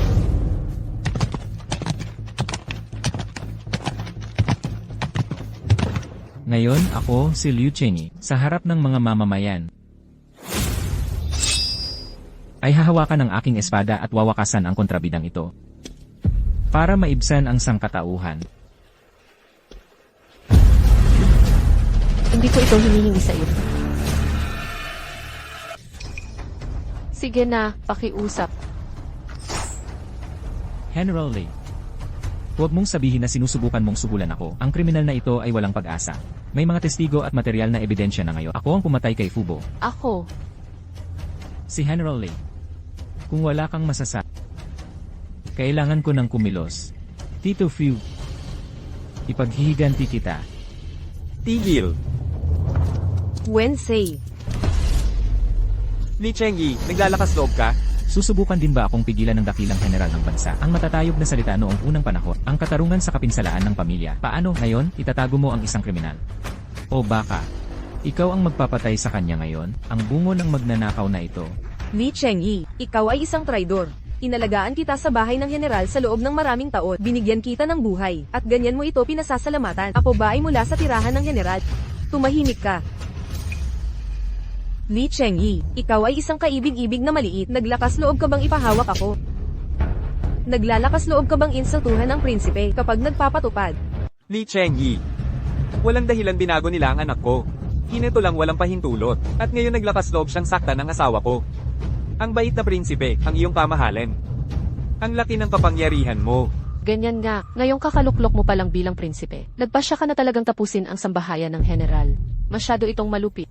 Malakas ang sambahayan ng general. Kung sino ang nagpalaki sa kanya, ang kanyang mga ginawa ay talagang nakakalungkot. Nag-iisang pahayag ng pagkakasala. Makakalimutan ba ng dakilang general ng bansa? Ilang araw na ang nakalipas, hinila nila ako sa palengke. Gusto nila akong pagpira-pirasuhin. Ngayon, si Li Wenz na. Ayaw mo na bang gawin ulit? Iyan ay kasinungalingan. Mayroon akong hindi mapagkakailang ebidensya. Ang tibay naman ng ebidensya. Mukhang ang tagal na ng panahon. Dakilang general tagapagtanggol ng kaharian. Talagang hindi ito titulong basta-basta nakuha. Ang kakayahang magsalita ng walang basehan ay talagang nakakatakot. Li Chengyi. Wala akong gana pakinggan ang iyong mga kalokohan dito. Hayaan mo siyang umalis. Impossible. Ang taong iyon ay isang tunay na kontrabida. Pakawalan mo siya. Ilang inosenteng tao pa ang gusto niyang lasona. Wala kang ebidensya. Mayroon ako. Kailangan kong iparating ang mensahe kay Xiao Kui.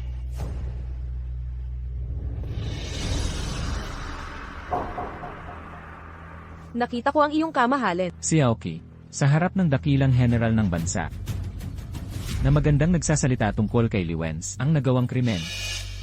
Ay, ang iyong kamahalin. Hindi pa patay si Xiao Kui. Ano ba talaga ang ginagawa ni Wenz? Malamang maging problema ito. Hindi ako nilinlang ng iyong kamahalin. Lalong hindi niya pinatay ang tito ko. Siya ang gumawa nito lahat. Sino ka? Paano ka nagkakaroon ng ganyang kakayahan? Hindi mo karapat-dapat malaman yan. Ikaw. Paano? Gusto mong pumatay para patahimikin ang isang tao? Ang babaeng ito ay nagsasalita ng walang pag-iisip. Hindi mapagkakatiwalaan ang kanyang sinasabi. Hindi pa nga siya nagsasalita. Paano mo malalaman na hindi siya mapagkakatiwalaan? Xiao Kui, sasama ako sa'yo. Walang makakagawa sa'yo ng masama. Sige pa. Si Li Wenz ang pumatay kay Tito Fu. At hinayaan akong akusahan sa harap ng iyong kamahalin noong araw na iyon. Sino? Ako, Tito Fu. Ang anak ng pamilya ay nanggaling para uminom ng sabaw. Bakit hindi ko siya nakitang bumalik? Ano ang gagawin natin sa batang prinsipe? Hayaan mo na lang. Tito Fu, maaari ka nang pumasok. Ihatid mo pabalik ang prinsipe. Bakit ka uminom ng ganito karami? Umuwi ka na.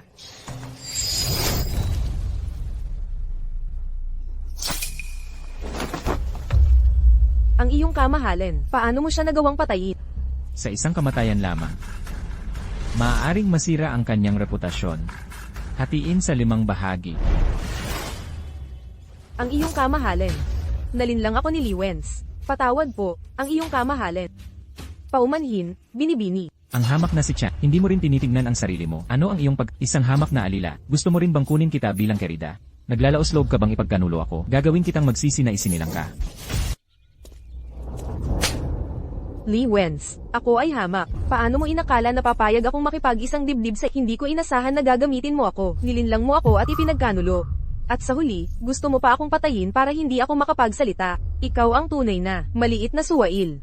Ikaw ay isang kaakit-akit na maliit. Naglalaos loob ka bang saktan? Wawasakin ko ang iyong buong pamilya. Pupuksain ko ang iyong buong tribo. Ginoo, pakiusap, gumawa ka ng paraan. Papangalanan nila si Wens. Tumahimik ka. Bakit? Bakit mo susubukang isama si Che? Ano ang pakialam mo? Mula pa noong kami ay mga bata pa. Ano man ang gawin ko, hindi ako kasing galing niya. Malinaw, ako ang panganay na anak ng general. Gayunpaman, ang langgam na ito ay sumusupil sa akin saan man, kahit ikaw. At siya rin. Naniniwala ba kayong lahat na mas magaling siya kaysa sa akin, hindi ba? Ito ay nakolekta, isang bagay na parang langga. Sa anong karapatan mo ako sinasawagan? Hindi siya namamatay. Hindi ako makatulog. Ngunit hindi ko inisip na siya pala talaga ang prinsipe. Sobra akong nadidismaya. Tapos ka na bang magsalita? Tapos na ako. Kaya dadalhin kita sa daan.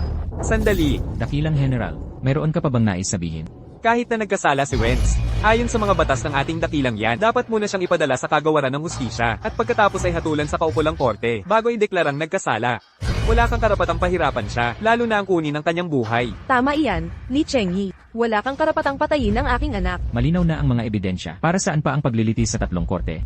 Ngayon mismo, papatayin ko siya. Pumunta ako upang ipaghiganti ang aking Tito Fu. Para sa mga pinamatay niya, mayroong pagkamuhi. Haamon ka na. Ipagtanggol ang binata upang makauwi kung may pagtutol. Agad siyang palalayasin. Titingnan ko kung sino ang magtatangkang galawin ang prinsipe. Liu Yi, umatras ka. Opo. Alamin mo kung ano ang tinitingnan mo, tingnan mong mabuti. Ito ang sagisag na iginawad ng kamahalan. Unang kumilos at pagkatapos ay magulan, isang pribilehyo ng imperial na otoridad. Kung titigilan nila ako, katumbas iyon ng gawaing pagtataksil. Nagpaplano ba kayo ng rebelyon? Hindi namin magagawa yan. Dakilang general ng bansa. Ikaw ba ang nagpaplano ng rebelyon? Nabatid. Matapat ang aking ama sa dakilang dinastya. Maaaring maging saksi ang araw at buwan. Wala akong anumang balak magrebelde. Walang balak na magtaksil. Gayunpaman, nagawa niya ang lahat na nangangahulugan ng rebelyon. Li Qingshan, ano ang iyong palagay?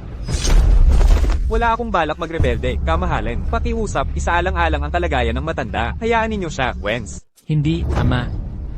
Mas pipiliin ko pang hindi mo dapat maliitin. Tumahimik ka. Sutil na anak, pakiusap, kamahalan.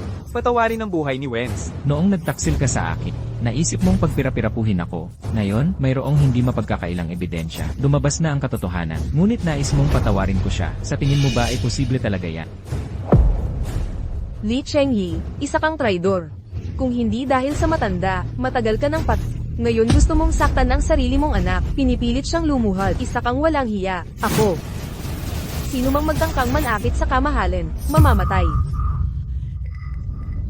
Naiintindihan ko, iyon ay pagkakamali ng isang ina. Hindi dapat kita tinrato ng ganun noon. Ina, patawarin mo na lang si Wens sa pagkakataong ito. Pakiusap, anak, sige. Patawarin si Li Wens. Sa mga taong kanyang sinaktan, ano ang ating gagawin? Ang hinihiling ko, hustisya lamang ang aking hinahanap. Kung pag-uusapan iyan, Maki, hindi ba dapat gusto mo si Li Chengyi? Hilingin mo sana, na ay patawad niya si Wens sa pagkakataong ito. Ako, ang angkan ng Li, isang lalaki na lang ang natitira sa pamilyang Wens. Kung mawala pa siya, ang angkan ng Li ay mauubusan ng tagapagmana. Mocking, ano pa ang hinihintay? Dali, iligtas mo ang iyong kapatid. Kung tungkol kay Liwenz, ako ang akusado sa pagpatay, magkakaroon ka ba ng lakas ng loob na patayin siya mismo? Pinapanood mo lang ng tahimik. Ako ay isinama sa isang pagpatay, hinati at pinagputol-putol ng iba, at wala kang magagawa tungkol doon. Hanapin ang tunay na katarungan, ang tunay na mamamatay tao. Si Limuking ay talagang mapagkunwat. Mas mataas ang batas sa lahat. Kahit na si Liwenz ay kapatid ko. Nilabag niya ang batas ng Dayat. Kapag kumilos ang hustisya ng mahigpit, ang pumatay magbabayad ng kanyang buhay. Isa kang masama. May nararamdaman ka ba para sa kanya, Lichengi? Ngayong prinsipe ka na, gusto mong umakyat sa posisyon, hindi ba? Hindi ka karapat dapat maging kapatid ko. Siya ay walang iba kundi si Lee Moki. Siya ang iyong tunay na kapatid. Napakademonyo mo ba? Hinayaan mo siyang mamatay nang hindi tinutulungan. Isa kang anak na walang utang na loob. Tama na. Liwenz, oras na para umalis ka na. Kamahalan. Ang matandang opisyal ay handang isuko ang pamumuno sa militar, umuwi at magretiro. Pakiusap, kamahalan, patawarin ang buhay ni Wenzi. Iniisip ba ng dakilang general ng kaharian na ang pagkakaroon ng kapangyarihan ay nagbibigay sa kanya ng karapatang paglaruan ang buhay ng tao, na kaya niyang patayin ang mga inosente, na kaya niyang kumilos ng walang batas o katarungan? Ngayon, tiyak na siya ay hinatulan ng kamatayan. Longyi, ipapatupad ko ang pagpatay kay Liwenz. Kung may hahadla, siya ay parurusahan ng walang pagbubuhot. Opo, kamahalan.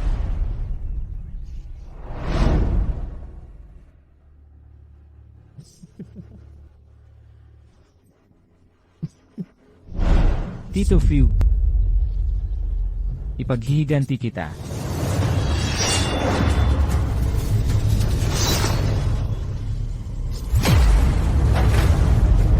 Wenzi. Wenzi.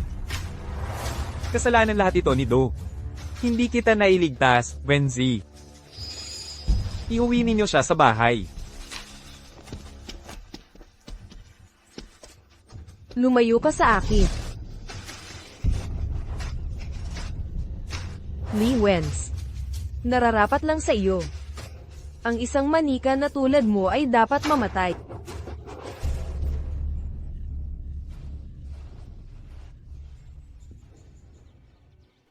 Patay na ba siya? Sa ganoon, hindi na niya ako maloloko muli.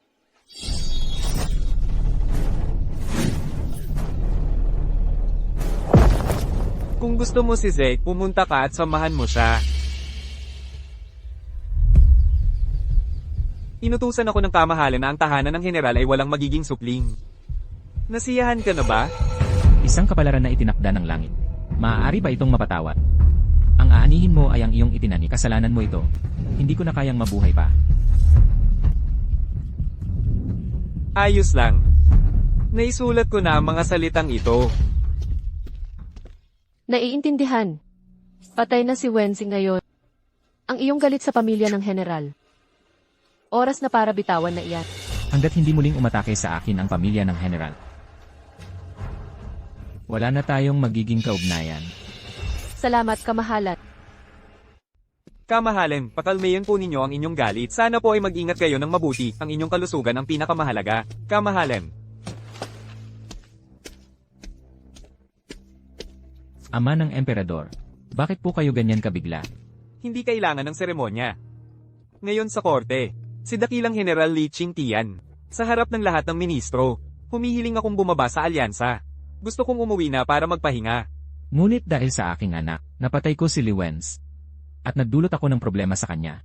Minamaltrato kanila tulad ng ginagawa sa pamilya Lee. Si Liwenz na yon, ngunit sinubukan kanyang ubusin ng ilang beses. Nais niyang kitilin ang iyong buhay. Napatay mo ang taong yon, higit pa sa nararapat. Iyon ang tama. Tungkol sa mga problema. Walang lugar sa mundo kung saan walang hari. Walang sulok ng mundo kung saan walang prinsipe. Siya, si Li Qingtian, ay nagnanais na umuwi at magretiro. Kaya't bigyan natin siya ng pagkakataon. Noong mga nakaraang panahon, hindi matatag ang aking posisyon. Masyadong nagpapatalo. Ngunit mula ngayon, hindi ako uurong kahit isang hakbang. Ama ng emperador. Sa mga nakaraang taon, hindi naging matatag ang hangganan. Paulit-ulit na inatake ng bansang Hapon ang aming hangganan ng dakilang yan. Kung sa sandaling ito, hayaan mong umuwi ang General Lee. Hindi ba ito hindi nararapat? Huwag mo nang alalahanin yan. Tapos na. Natural na magkakaroon ng iba na papalit sa kanya. Sa mga taong ito, nagsumikap ng husto si Lee Qingshan. Napakataas ng kanyang kasikatan sa bayan. Natatakot kami na magulo ang opinyon ng publiko. Ang ating dakilang dinastiyang yan, halos 20 taon na ang lumipas nang hindi nakikipagdigma. Naghanda at nagpapalakas tayo. Ngayon ay malakas at handa na tayo. Inaatake ang bansang mananakop. Kailangan lang natin ng isang dakilang tagum. Sa gayon, babalik ang mga tao para suportahan ng korte. Kamahalan, mayroon po ba kayong kandidato sa isip? Oo. Ang anak ni Lee Qingtian, si Lee Muqing. Ama ng emperador. Si Lee Muqing ay bata pa naman. Ngunit siya ay isang talentadong kabataan. Sa mga taong ito, ang hukbo ng Shenbei, sa ilalim ng kanyang pamumuno. Lahat ay maayos. Kung may iba pang gustong pumalit, sa posisyon ng dakilang general ng kaharian, natatakot akong magkakaroon ng ilang pagtutol. Ngunit hindi niya ito gagawin. Kamahalan, nagtitiwala po kayo sa kanya sa ganoong paraan. Sa puso ko, may sarili akong desisyon. Bakit hindi ka nagtitiwala sa kanya? Siyempre naman, nagtitiwala ako sa kanya. Iniispit niya lang ang tungkulin sa bayan at pamilya. Ang kanyang kakayahan sa pamumuno ng mga sundalo ay higit pa sa kay Lee Qingshan. Walang duda na siya ay mas mahusay. Magiging isang dakila, Commander. Year. Ikaw ay nakatakdang maging prinsipe. At sa huli ay magmamana ng trono ng alyansa. Ang iyong mga inaasahan ay dapat mataas, mas mataas at mas malayo.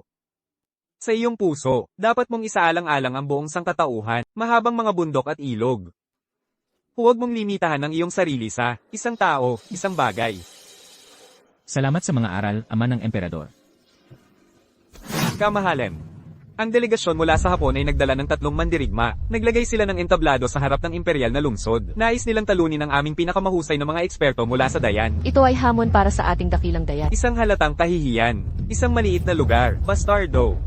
Nagtatangkang yarapan ng ating dakilang imperyo. Kamahalan, pakalmayan ang inyong galit. Ama.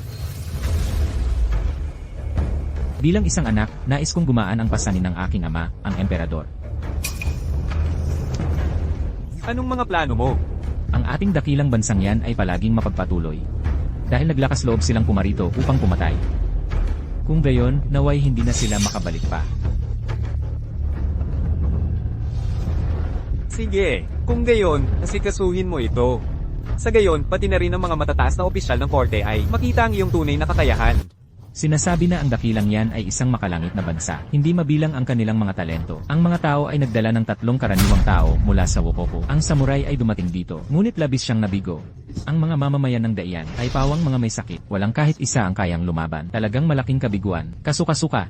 Sa lupain ng aking dakilang bansa, ang yan. Paano ito nagawang yurakan ng ating mga kababayan? Ang dating dakilang general ng bansa, si Lee Qingtian ay nandito. Nagtatangka ba ang mga piratang Hapones na kumilos ng ganito? Ngayong kakalubog lang ng tungkulin ng dakilang general, mga walang hiya na ito, nagtatangkang pumunta sa aking dakilang kaharian ng yan, upang ipagmalaki ang kanilang kapangyarihan. Ako ay narito. Ngayon ay bibigyan sila ng katarungan ng iyong lolo. Ang mga salot na Hapon na ito. Kung gayon, halika dito.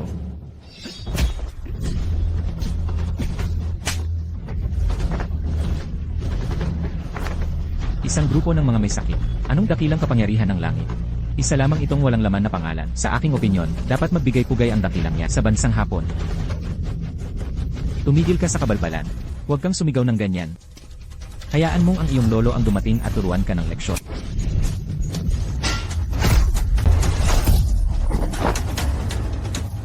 Ito ang dalubhasa ng dakilang yan. Hindi nila kayang labanan ang kahit isang dalaw lamang ng mga mandirigma ng Yamato. Napakalaking kahinaan nila. Kung magpapatuloy tayo ng ganito, magkakaroon ng mga patay. Ang grupong ito ng mga kaibig-ibig, kung ang isang dakilang general ng kaharian ay hindi pa nag-aanunsyo ng kanyang pagbalik, maglalakas loob ba silang kumilos ng ganito? Mahal na prinsipe, hayaan niyo po akong lumaban. Ang kaharian ay handa.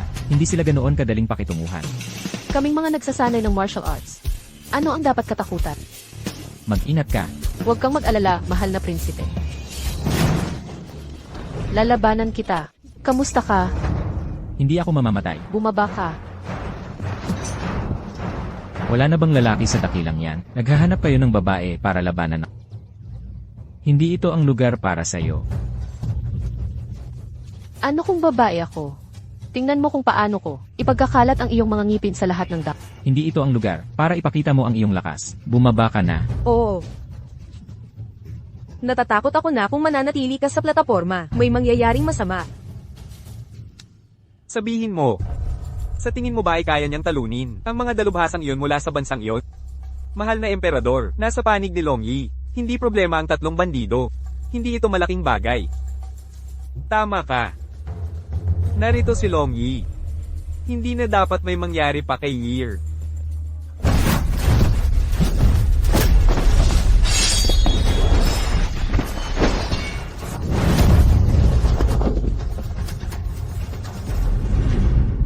Magaling na suntok. Kahit na isang babae lang mula sa ating dakilang bansang yan, hindi siya kayang talunin ng isang babae lamang. Ang galing. Isang grupo lang sila ng mga palakas sa balot. Kung nilipon ng dakilang general noong panahong iyon, ang lahat sa isang iglap, saan na mapupunta ang grupong ito ng mga hindi karapat-dapat na payaso? Tama, baka.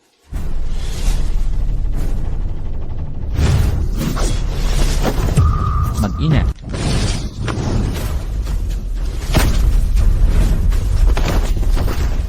Ang kasuklam-suklam na taktika na yan, kung hindi mo kayang manalo, gumagamit ka ng napakababang pamamaraan. Tumigil kayo, mga gago. Hindi kayang tiisin. Sa dakilang yan, may lumang kasabihan, ang digmaan ay hindi tumatanggap ng panlilinlang. Tila ang sinabing ito, ay mas nauunawaan ng mga mamamayan ng aming bansa kaysa sa inyo. Mas naiintindihan pa ito ng mga taga-dakilang yan. Mahal na emperador, hindi maganda. Natalo si Long Yi. Ano? Hindi ba si Long Yi ang dakilang mandirigma ng Dayan? Ang nangungunang mandirigma? Paano siya natalo? Ang samurai na Hapones na iyon ay gumamit ng maruruming taktika. Binulag niya si Long Yi. Mga hamak na tao. Napakakasuklam-suklam. Tayo na po. Sumunod ka sa akin sa bulwagan. Mahal na emperador, pag-isipan niyo po ito ng mabuti. Kung personal po kayong pupunta, malaking kahihiyan po kung matatalo ang dakilang yan. Iyon ay magiging labis na kaiyahiya. Sip-sip. Hindi ba mas malaking kahihiyan kung hindi ako pupunta? Ang pagsasanib ay hindi kailanman papayagan. Kung may mangyari kay prinsipe, tama po, mahal na emperador.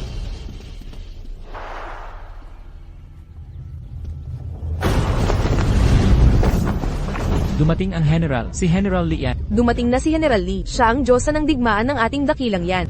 Dumating na ang Diyosa ng digmaan. Ang mga walang kwentang iyon, walang duda na mamamatay sila. Long Yi, ayos ka lang ba? Ayos lang ako. Mahal na prinsipe. Binaygo ko po kayo. Huwag kang mag-alala. Ipaghihiganti kita. Mukhang, ang kaharian ng Dayan ay talagang nagiging mahina. Si General Lee, ikinagulat ng lahat, ay nagpasya na personal na mamagita. Bawasan ang daldal. Sa plataporma makikita ang katotohanan.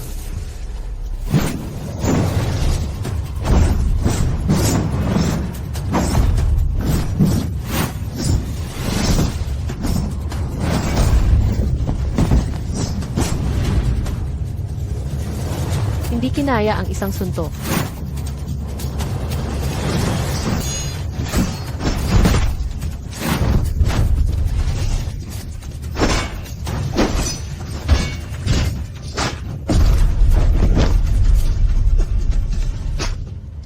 Paano nangyari? At ang Diyosa ng digmaan, hindi niya kayang talunin ang kalaban. Siya, sino ba talaga siya? Matatalo ba ang dakilang imperyo ng yan? Dumating na ang mahal na emperador. Nagpupugay po ako sa aking amang emperador. Mabuhay ang ating emperador magpakailanman. Maaari kayong tumayo. Salamat po, mahal na emperador. Ang inyong hangarin. Ayos lang, walang problema. Amang emperador.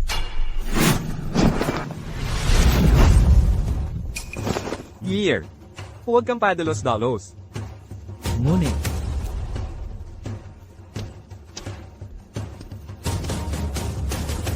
nagpupugay po ako sa mahal na emperador. Lumuhad ka. Mahal na emperador. Ako ang embahador ng bansa. Sa teorya, Kayo, bilang isang bansa, ay tinutukoy ang dakilang yan bilang nakatataas na bansa. Nagpapasakop kayo sa akin. Kaya't ano ang tungkol sa inyong mga sakop? Ako ang pinuno ng dakilang yan. Kapag nakita niyo ako, dapat kayong lumuhad. Lumuhad ka. pagpupugay sa mahal na emperador. Tumayo ka. Liu Shen Piaoxu. Ipakita mo ang iyong kakayahan. Hayaan mong makita ng dakilang yan ang lakas ng mga hapon. Liu Sei Piushu, ang banal ng espada ng Hapon.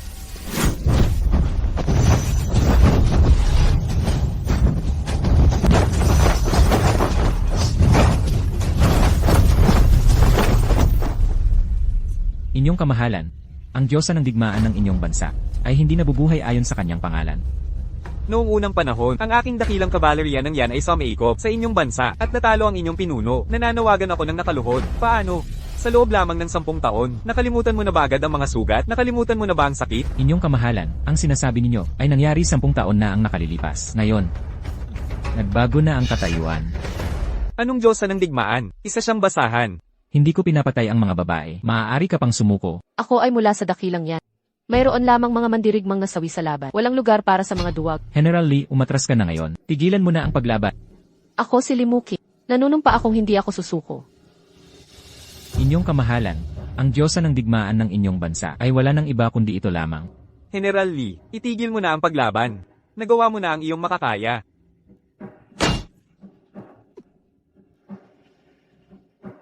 Inyong kamahalan, walang atrasan. Ang aming dakilang yan. Hindi ako matatalo, at mas lalong hindi ko hahayaang mata. Kung gayon, sige, mamatay ka na, bobo.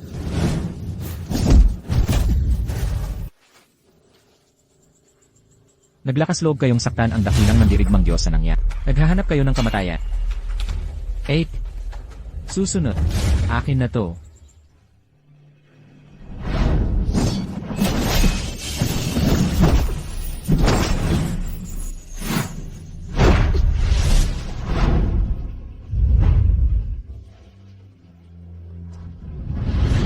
Huwag kang tamad, hindi ka maaaring protektahan ng kapatid habang buhay. Lumaki na si Chengi. Alam na niya kung paano protektahan ang kanyang ate. 8. Maayos ka lang ba?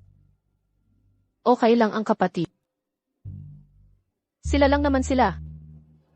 Huwag kang mag-alala, ate. Mula pagkabata, isa na akong mahusay sa martial arts. Para harapin sila. Kaya ko na, Ginoong Wei. Kamahalan. Alagaan mo mabuti ang aking ate. Kung may mangyari sa kanya, kasalanan mo lamang. Oo.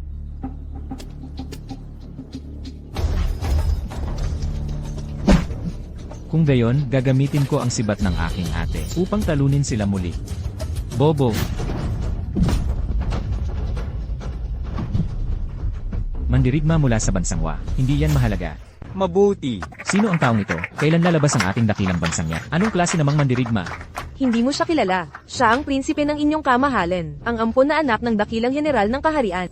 Hindi ako makapaniwalang siya yon, kaya pala siya may ganoong kapangyarihan. Ang dakilang apoy ay tunay nang nagtatago ng kanyang lakas. At may mga eksperto pa rin. Siyempre naman. Yan ang aking imperial na anak, likas siyang hindi magagapi sa mundo. Kamahalan ay kahanga-hanga. Ha, ang marangal na si Lien. Sinasabi mong wala ang mga ministro, hindi nila makikita ang kanilang anak na si Lien, isang matapang na bayani. Kamahalan, hanggat manalo ang prinsipe, ang balitang ito, malalaman ng buong dakilang yan. Huwag kang kabahan. Hindi pa natatapos ang laban at ang pagkatalo. Hindi ka pa rin ba sumusuko? Kayo tatlo. Sama-sama kayong lumapit. Naglakas loob ang inyong kamahalan na harapin ang tatlo. TSK, mga tutang hapon, hindi ba't kayabang-kayabangan sila kanina, bakit ngayon wala na silang ingay? Hindi katakatakang kinamumuhian siya ni Wenzi ng ganito. Sa harap ng talento ni Chengi, lahat ay napapailali. Mayroon pa kayong pagkakataon. Sila tatlo ang magkasama, baka sakali pa, kasama ang aking prinsipe, lumaban pa ng isang laban. Bobo. Mag-ingat ka. Kahit gaano ka kahusay, gamit ang kaunting diskarte, matatalo ka pa rin. Mga walang hiya. Ang pagkakaisa ang nagsasabi nito, kung masugatan ng prinsipe ng pagkakaisa, lilipulin ko ang inyong bansa. Ama, huwag kang mag-alala. Ito ay isang maliit na laro lamang sa pagitan natin. Hindi na nila ako masusugatan pa.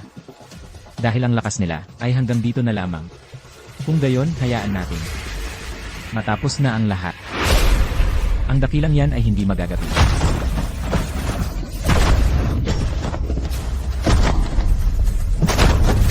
Paano ito nangyari? Mabuti. Nanalo tayo. Dakilang yan. Hindi magagapi. Mabuti. Ano pa ang nais ng inyong kamahalan? Pambansang kabaliwan. Ako, si Li Chenyi, ay nanunumpa dito mismo, sa loob ng hindi bababa sa 10 taon. Sisiguraduhin kong mamuno sa hindi magagaping hukbo ng daya. Durugin ang bansang kaaway. Kamahalan, hindi ba't masyado kang kampante? Kung gayon, maghintay at tingnan natin. Umalis ka na, umalis ka, lumabas ka dito.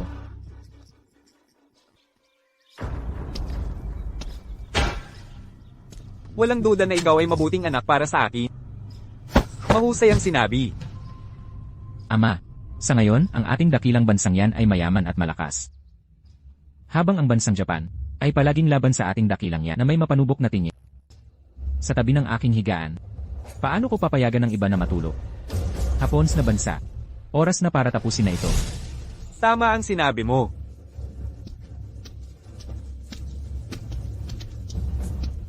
Bukod sa Japan, may iba pang mga bansa. Noon, tinignan nila tayo bilang mahinang bansa. At minamaliit tayo ng walang awa. Ngunit ngayon, ang ating bansa ay lumakas. Hindi na tayo natatakot sa sinuman. Mahalagang, gamit ang sarili nilang gamot, ibabalik natin sa kanila ang ibinibigay nila. Hindi mahalaga kung ito ay malaki o maliit na bansa. Sino mang magtangkang saktan ng ating dakilang dinastiyang yan.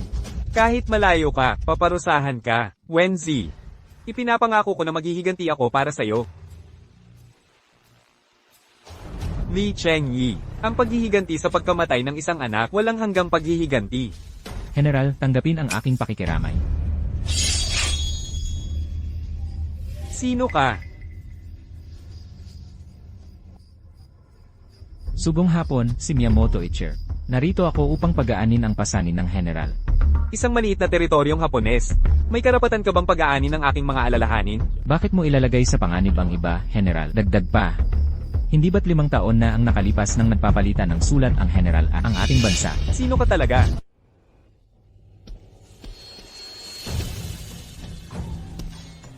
Ako si Diren Musashi. Alam na ito ng shogun na yon. Alam na niya ang aking pagkatao. Ikaw ang anak ng pinuno ng bansang Yamato. Anong tapang naman? Nagtatangkang pumasok sa aking dakilang yan. Hindi papasok sa lungga ng tigre para makuha ang anak ng tigre. Pakisabi na lang na sikreto ito, General. Ngayon ang aking pagkatao ay delyado ng bansa, dakilang General. Si Li Chengyi ang pumatay sa kanyang minamahal na anak. Gayunpaman, ang kanyang kamahalan ay nagkukunwaring hindi niya nakita. Sa katunayan, mas binibigyan pa niya ito ng halaga. Sumasang-ayon ba ang General Jan? Kung maaari tayong magtulungan ng mas malapit, matutulungan natin ang General na ipaghiganti ang pagkamatay ng kanyang anak kahit na maaari niyang makuha ang posisyong iyon. Ano ang inyong nais? Ang mapanang depensa sa hangganan ng dayan at ang suporta ng General. Mahigit 20 taon na ako sa korte. Kalahati ng mga ministro ay mga kaalyado ko. Maaari kitang tulungan. Ngunit mayroon akong kondisyon. Mangyaring sabihin niyo, General. Ang buhay ni Li Chengyi. Dapat ko itong tapusin gamit ang sarili kong mga kamay. Naway magkaroon tayo ng magandang kooperasyon. Sino?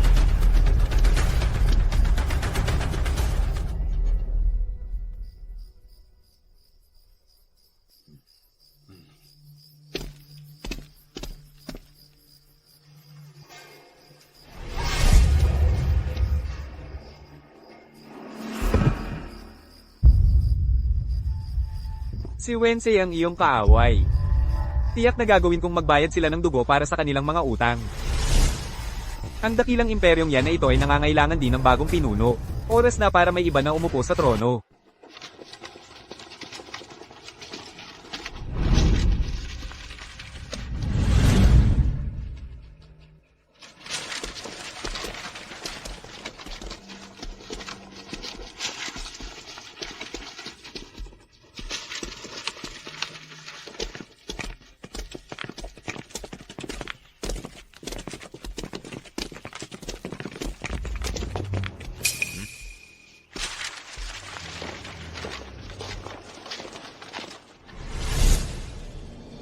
Li Chengyi, ikaw, walang awang mamamatay tao, nagtatangka kang pumunta rito. Ang residensya ng General ang nagpalaki sa iyo mula pagkabata. Paano mo nagawang pumatay kay Wenz? Maliit at inosente. Ikaw ay maliit at inosente.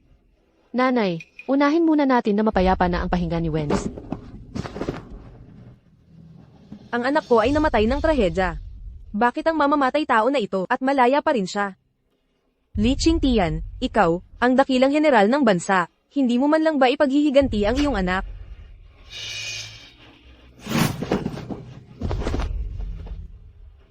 Kung muli mong mamaliitin ang kanyang kamahalan, huwag mong sabihin hindi ako naging magalang. Si Li Wenz ay pumatay para magtago. Isang lalaking nananamantala at umaapi sa mga kababaihan, napakarami ng kanyang mga krimen. Ito ay hindi mailarawan. Pinatay ko siya ayon sa batas ng bansa. Para sa dakilang yan. Mahal na ginang, ang aking pakikiramay.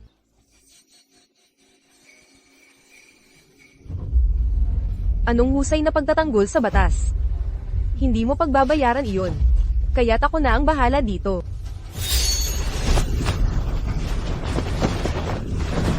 Sapat na yan. Sa tingin mo ba ay hindi pa nakakahiya? Ayos ka lang ba, kapatid? Ayos lang ako. Ang mamamayan na si Li Qingtian, nakilala ko ang kanyang kamahalan. Hindi ba siya ang dakilang general?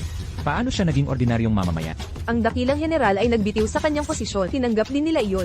Li Chengyi, ikaw ang pumatay sa aking anak. Kung gayon, gagawin ko ang malawak na imperyong Dayan na ito at ang iyong buhay bilang kabayaran. Karapat dapat si Li Wenz. Alam kong lubos na nararamdaman ng general ang kalungkutan at galit. Ngunit hindi ka dapat magkakamali. Upang maiwasang mapunta sa patay na daanan. Kamahalan, ano ang ibig niyong sabihin doon? Wala lang iyon. Payo lang ang ibinibigay ko sa dakilang general. Ayos lang, dumilim na. Itatala ko ito. Tara na.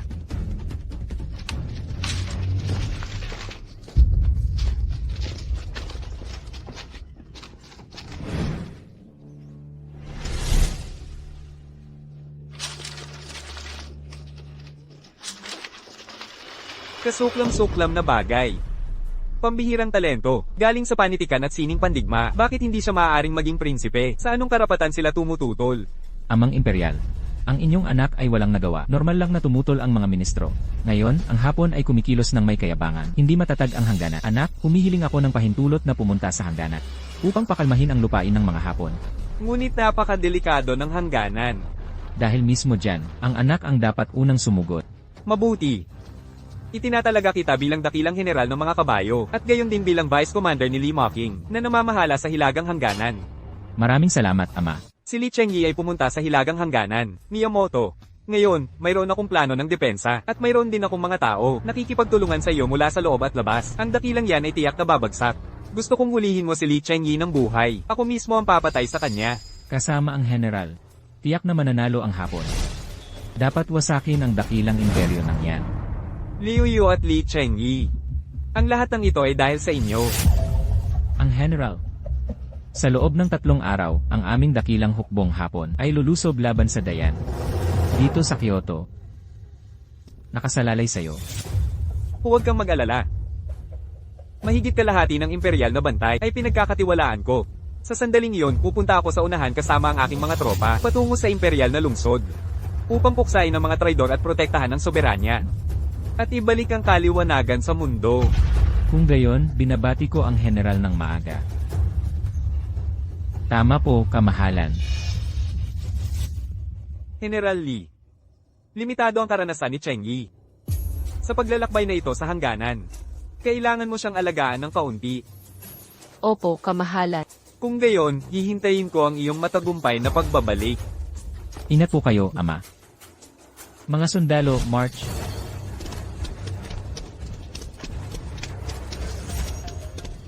Kamahalan. Hindi kailangang maging masyadong magalang, General. Ano ang masasabi mo tungkol sa laban sa hilaga ng bansa? Ano sa tingin mo ang ating tsansa na manalo? Personal na lalaban ang kamahalan. Mayroon pa bang dahilan para hindi manalo? Gayunpaman, kamahalan, mag-ingat po kayo ng husto. Huwag kang mag-alala tungkol dito. Ang aking katawan, palagi akong nasa napakagandang kalusugan.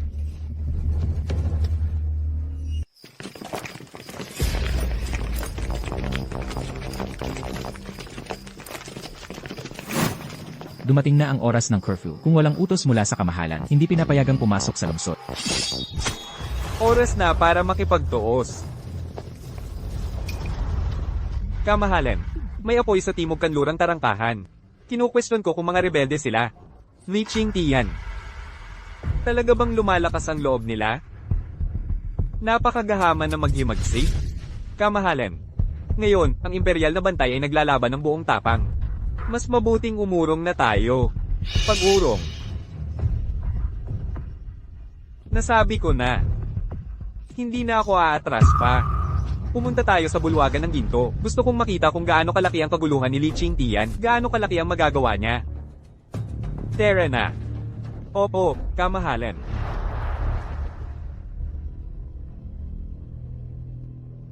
Mukhang kalmado ang kamahalan.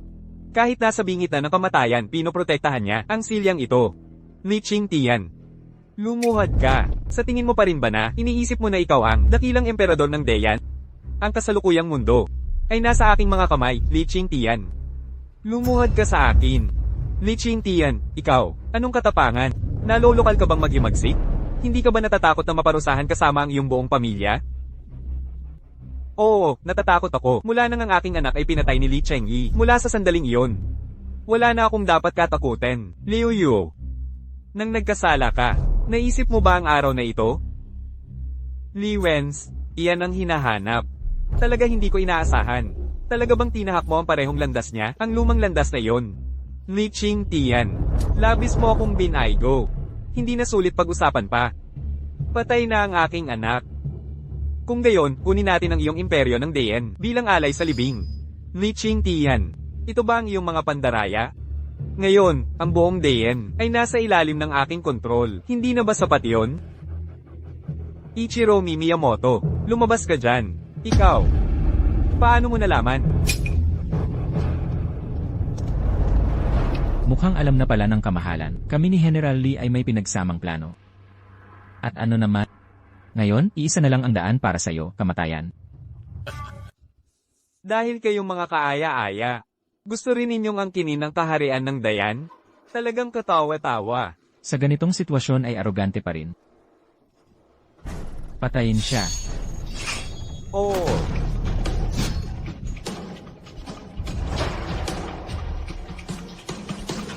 Ginoong Wei. Kamahalan, oras na para dapin siya. Hindi. General Lee, pumasok pa. Li Chengyi, hindi ka ba pumunta sa hangganan? Paano ka napunta dito? Ama. Deputy Minister ng Kagawaran ng Pampublikong Gawa, Deputy Minister ng Hustisya, Grand Marshal at iba pa. Siyam na kasabwat kasama si Li Qingshan. Ang mga rebeldeng opisyal, lahat ay naaresto ng iyong anak. Iba pang mga rebelde, lahat ay napatay ng aking anak. Magaling na pagtatangka, anak. Mahusay ang iyong ginawa.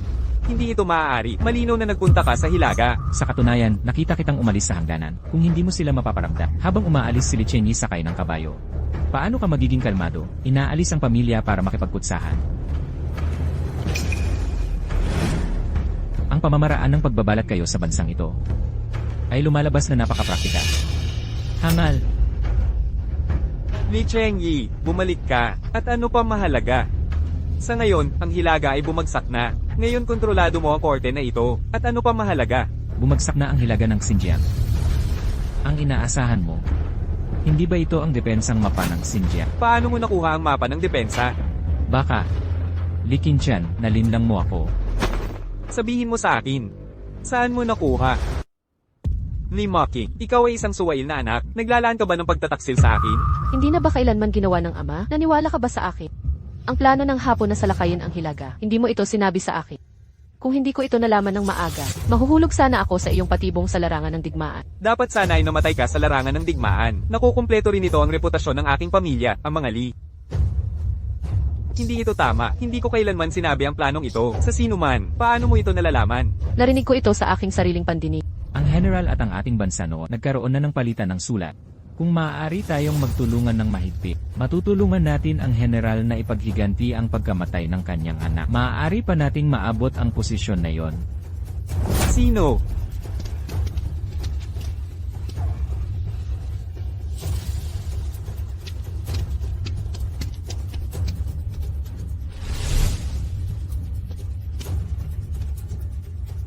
Ama, sumuko ka.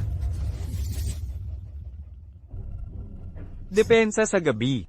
Mahirap protektahan ng mga traidor. Li Maqing. Talagang magaling ka. Ama, Huwag mo akong tawaging ama. Si Wenz ay napatay nila. Ngayon, ipinaghihiganti ko siya. Sinusubukan mong patayin ako. Li Maqing. Ganito ba ang kilos mo at ang iyong pamilya? Li Qingshan. Itigil mo na ang paghahanap ng mga dahilan. Mayroon ka na nito 10 taon na ang nakalipas. Ang intensyon na maghimagsik.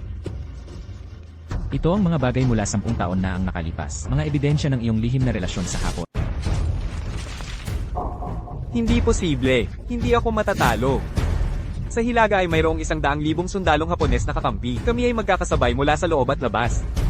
Kapag nakuha na natin ang Yanmen Pass, Malaking tagumpay sa Hilagang Hangganan. Ang aming mga sundalo ay naghanda ng mga patibong ng maaga. Ang hukbong kaaway ay nabigla. Muli silang nahulog sa patibong ng mga nag-aapoy na baka. Buong hukbo ay nawasak sa ilog ng itim na tubig. Ama, paano ito nangyari? Ito ay 10 taong plano ng aking bansa. Ang laso ng aking bansa. Naglalaan ka ba ng lasunin ako? Tama. Ang malawak na teritoryong ito ay dapat sa atin. Hindi pinoprotektahan ng langit ang aking bansa. Kung ganito nga, halika, samahan mo ako sa kamatayan. Hindi ako pinoprotektahan ng mga Diyos.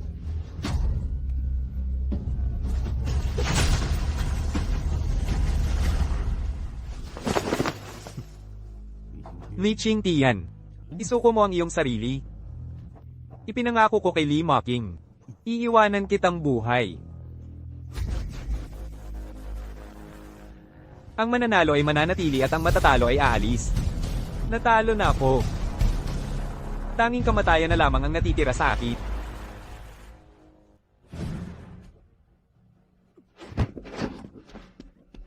Ama, Maki, noong bata ka, sinabi mo na gusto mong magkaroon ng maraming baluti. Hindi ito ang iyong kasalanan. Maraming tao ang may kasalanan. Ngayon ay sasamahan ko si Wenz.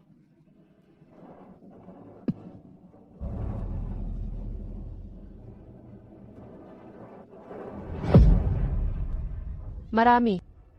Marami. 8. Ang inyong kamahalan, ang pagtataksil ng pamilyang Lee. Ito ay isang gawa ng kawalan ng katapatan. Anong mukha ang mayroon ako para ipagpatuloy ang pamumuhay sa mundong ito? Kapatid, Huwag kang lalapit. Kung lalapit ka pa, mamamatay ako dito. Mocking, huwag kang kumilos ng padalos-dalos. Makinig ka sa sinasabi ni Lian. Dapat parusahan si Li Qingtian. Ngunit nakagawa ka ng malalaking kabayanihan na may pusong bakal. Ang pagpapabagsak sa mga traidor para sa mas malaking kabutihan. Ikaw ay lubos na tapat sa ating dakilang yan. Hindi ka lamang malaya sa kasalanan, kundi nakagawa ka rin ng mga ambag. Tungkol sa tirahan ng general at kay Li Qingtian, ang mga kasabwat. Natural na hindi ko sila papayagang makatakas. Ang iba, hindi ko nahahabulin. Salamat, kamahalan. Ang inyong kamahalan ay mapagkalinga. Maaaring ito ay para kay Li Qingtian. Hindi mabilang ng mga sundalo sa Hilaga ang namatay sa labanan. Ngayon siya ay patay. Bilang kanyang anak, dapat kong tubusin ang kanyang mga kasalanan. Inaalay ko ang aking...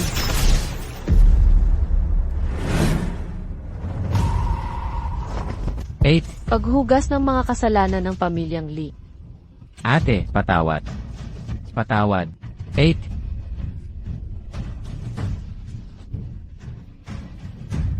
Kung magkakaroon ng susunod na buhay, hindi tayo magiging magkapatid sa pagkakataong ito. 8.